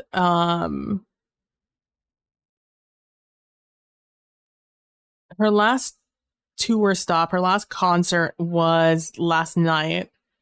And I watched it, and for her secret songs that she does, um she did New Romantics for one of her songs. And in my mind, I was like, New Romantics? I didn't realize you wrote that song. And I'm like, well, it is so distinctly Taylor Swift. I mean, not when I heard it that night. I know she's done New Romantic since, but like since before then. But it reminded me of when I didn't know she did New Romantics. There's some songs that are just so quintessential to like um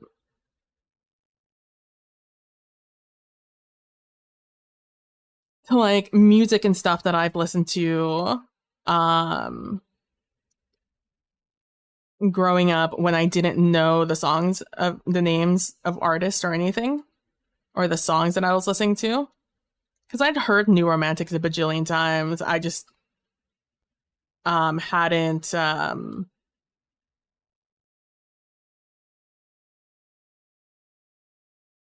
put a name with a face yet because I simply didn't know.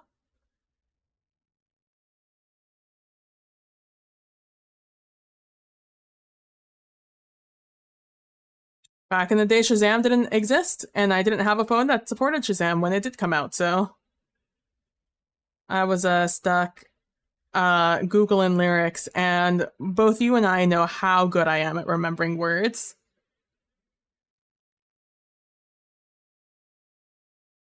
So I just kind of had to like accept that I didn't know the names of anything ever.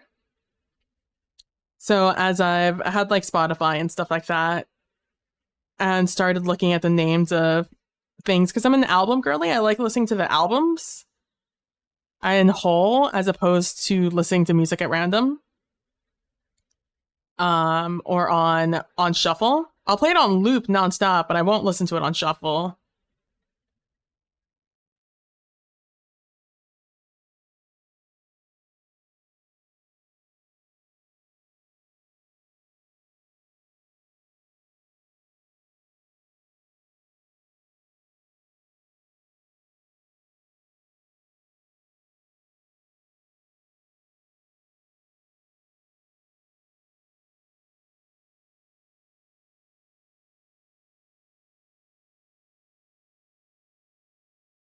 That scared me.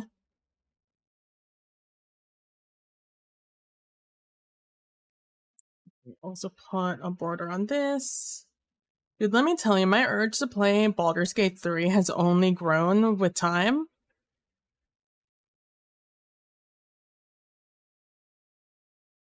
I don't know what it is that's made me want to play all of a sudden, but maybe it's their announcement that they're like doing that they're doing some stuff and things and adding new content next year. That's got me like, ooh, Baldur's Gate. I still haven't finished my first playthrough. Um, I need to. It's just one of those things where I had everything so like nicely regimented that like now I don't know where I'm at. Like I'll have to like sit there and like really study to like really realize where I am in my order of operations because I had it down to like a science what I was gonna do.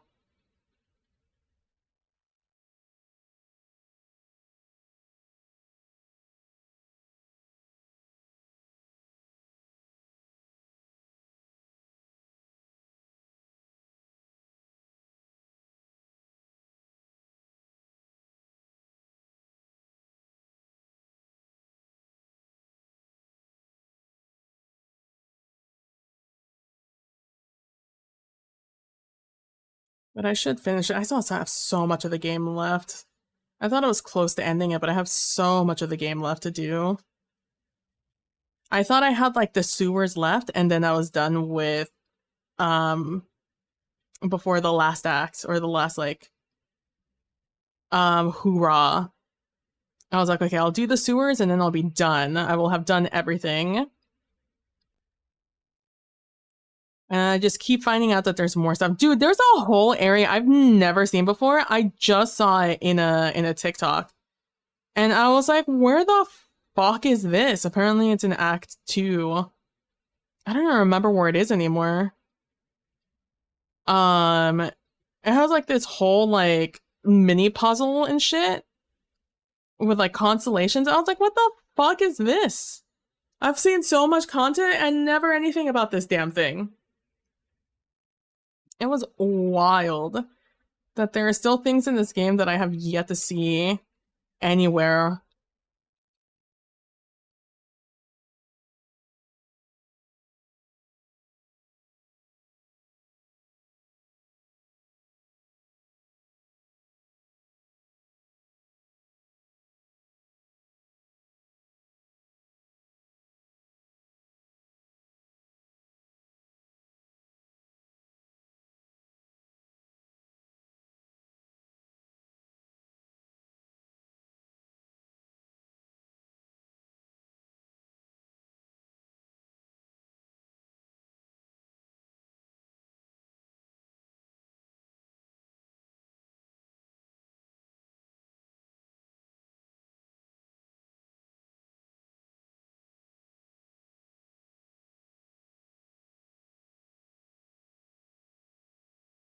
You're also need to get rid of that.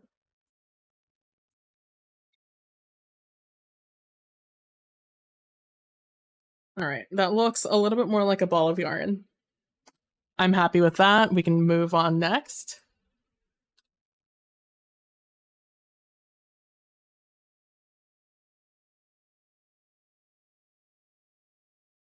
All right, let me see how this game did. Oh, Bengals won. Let's go. Let's go, Bengals. I knew you wouldn't let me down. 27-20. That's exactly what I wanted to see from you. They did exactly what I needed them to do. Oh, that feels so good.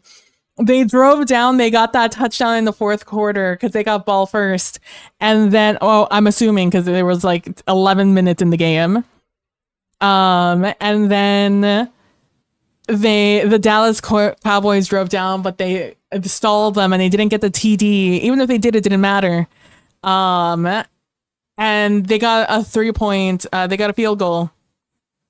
Then the Bengals, I knew the Cowboys didn't know how to manage their time. They managed their time up to get that field goal and then those 3 points. Then the Bengals drove down, managed their time well enough that they were able to drive down to get that 3-pointer. I bet you that's what they did. Let me see. Let me see what they did. Let me look at the real app. I'll update you. Oh, apparently Bad Bunny dropped a video for his Gloob. Okay, let's see.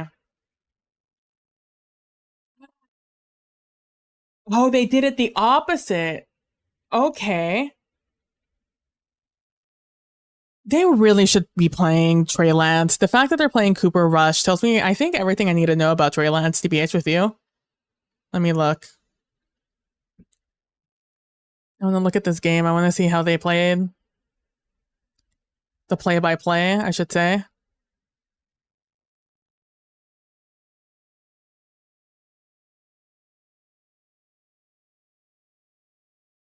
Oh. Oh, okay. Wait. Some interesting things happened in the fourth quarter. Where are we? Okay, so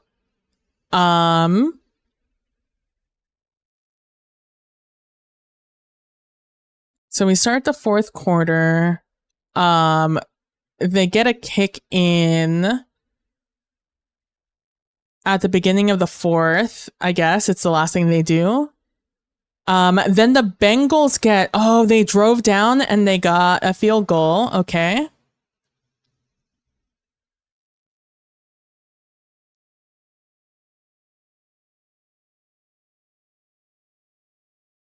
Oh, wow. Okay. Field goal, then a fumble recover. Okay, so delay of the game after that by the Bengals, accepted 14-15. Then I need to look at the chart. Is the chart still here? Okay, so... Oh, is this a turnover? Is that what that little symbol means? So in the fourth quarter, starts off with a field goal. Then the Bengals get a field goal.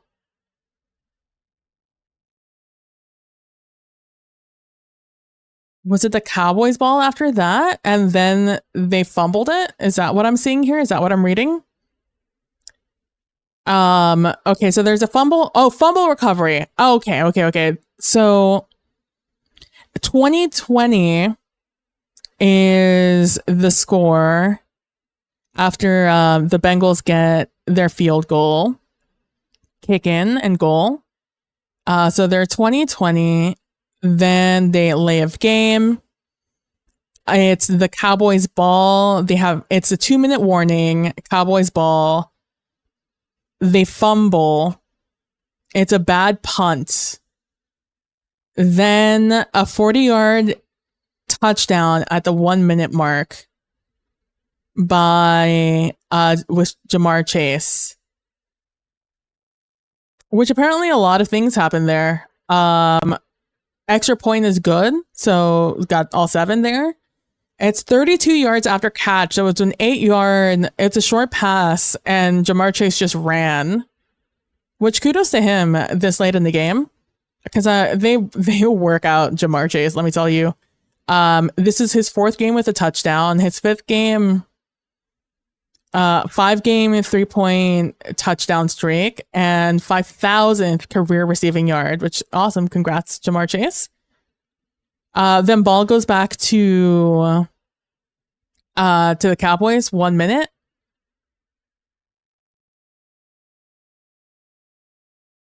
CD Lamb gets a nice catch. Cooper Rush rushes a sack, big sack at 30 seconds.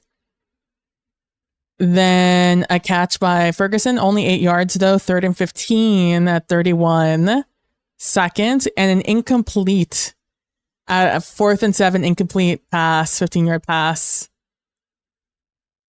And then Bengals get the ball and they just kneel and they win the game. So it didn't go exactly how I thought it went. Granted, I didn't know the circumstances. I just saw the score. I didn't know who had the ball or whatever. But either way, I'm happy. I am satisfied with that. Oh, I need to add foreigners on here.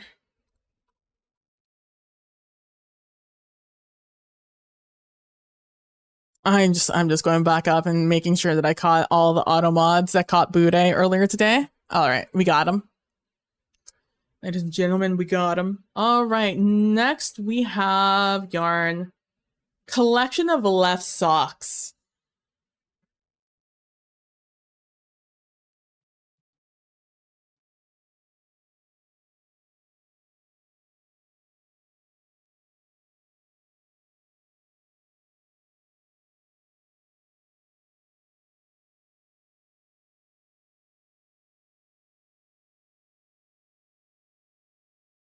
Uh-oh. I touched a guide somehow, which is turned off, so I don't even know how I caught it.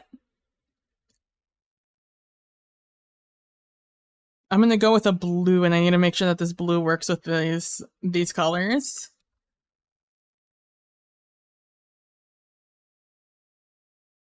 Yeah, that works. All right.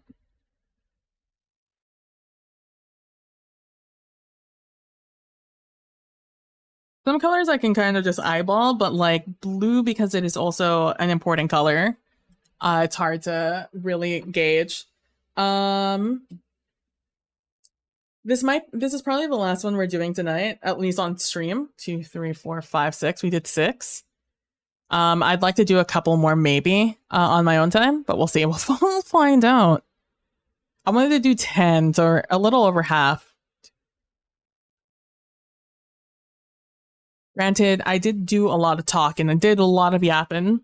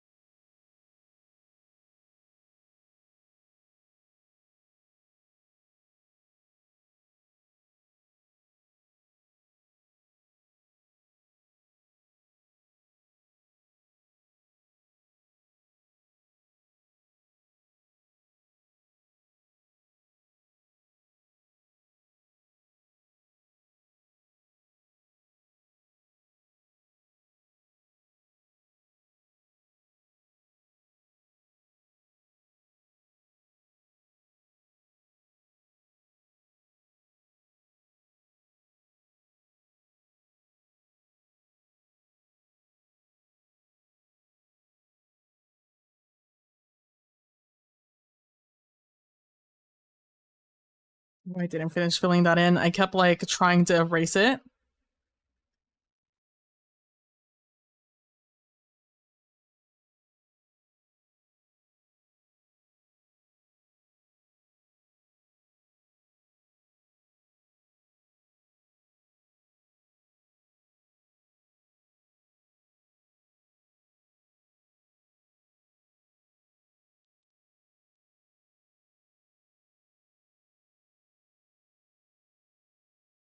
You think Ariana still has 7 friends that she shares those 7 rings with?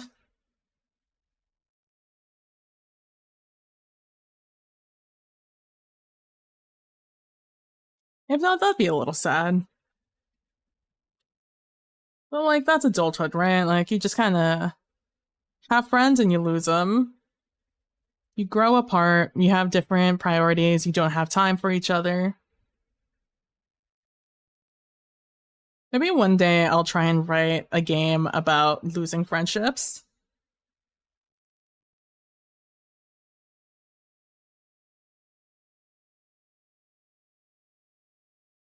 And like dealing with the trauma of that.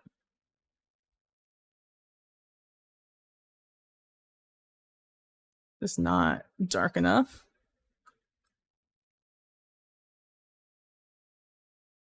I could probably just do this actually.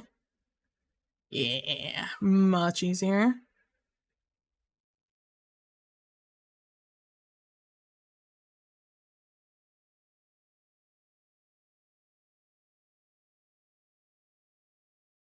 I want to do like a thing here, but I don't know how to like signify that these are like,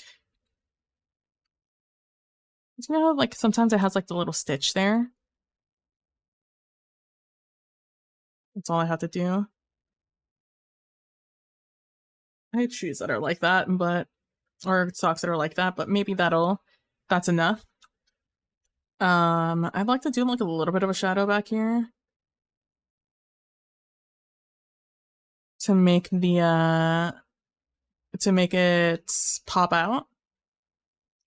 And it's really impressive the words that I don't remember in English sometimes. Sobresalir is the first word that came into my mind, and I was like, well, how the fuck do I say that in English?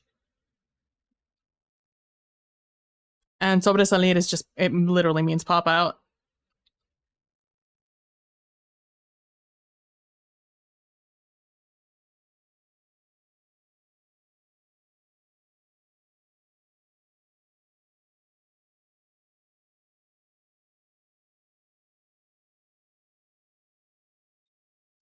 I don't. Maybe I just leave it like that and call it a day.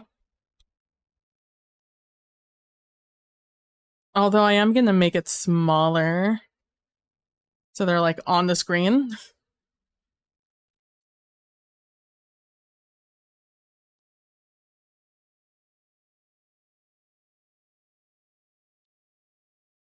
Whoopsie. Did not realize I was on the wrong blue there.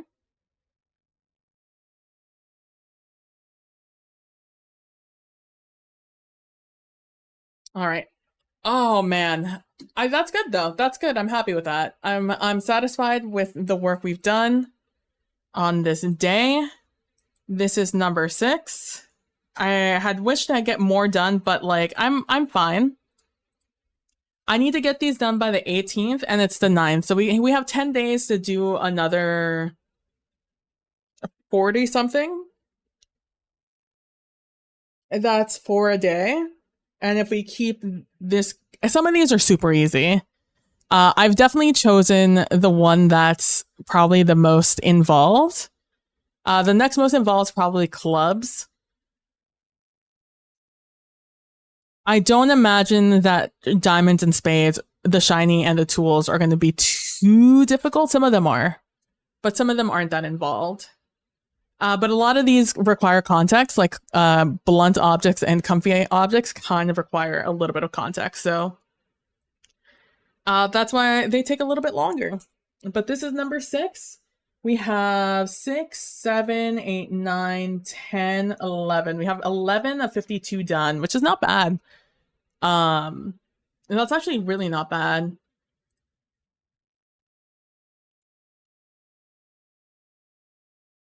That's almost less than 40. So that's almost exactly 40 for a day, which again, if we keep up our, I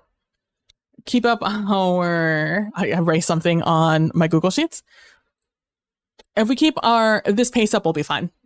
Anyways, thank you guys so much for hanging out with me and talking with me, hanging out with me while I was doing this. It's fun, but it's long. So Yeah, so thank you guys so much for hanging out and watching. I really appreciate it. I am going to call it there. So I hope you guys have a wonderful rest of your morning, evening, night. Don't forget to be nice to each other, and don't forget to be compassionate. Tomorrow you can find me over on Other Ducks channel for possibly our finale. I don't know. It's either penultimate or ultimate episode, depending. We just had like a big boy, a big character show up that everybody freaked out about. So, yeah, that must mean things are getting serious. Anyways, I hope you guys have a wonderful rest of your morning, evening, night, and I will talk to you guys later. Bye.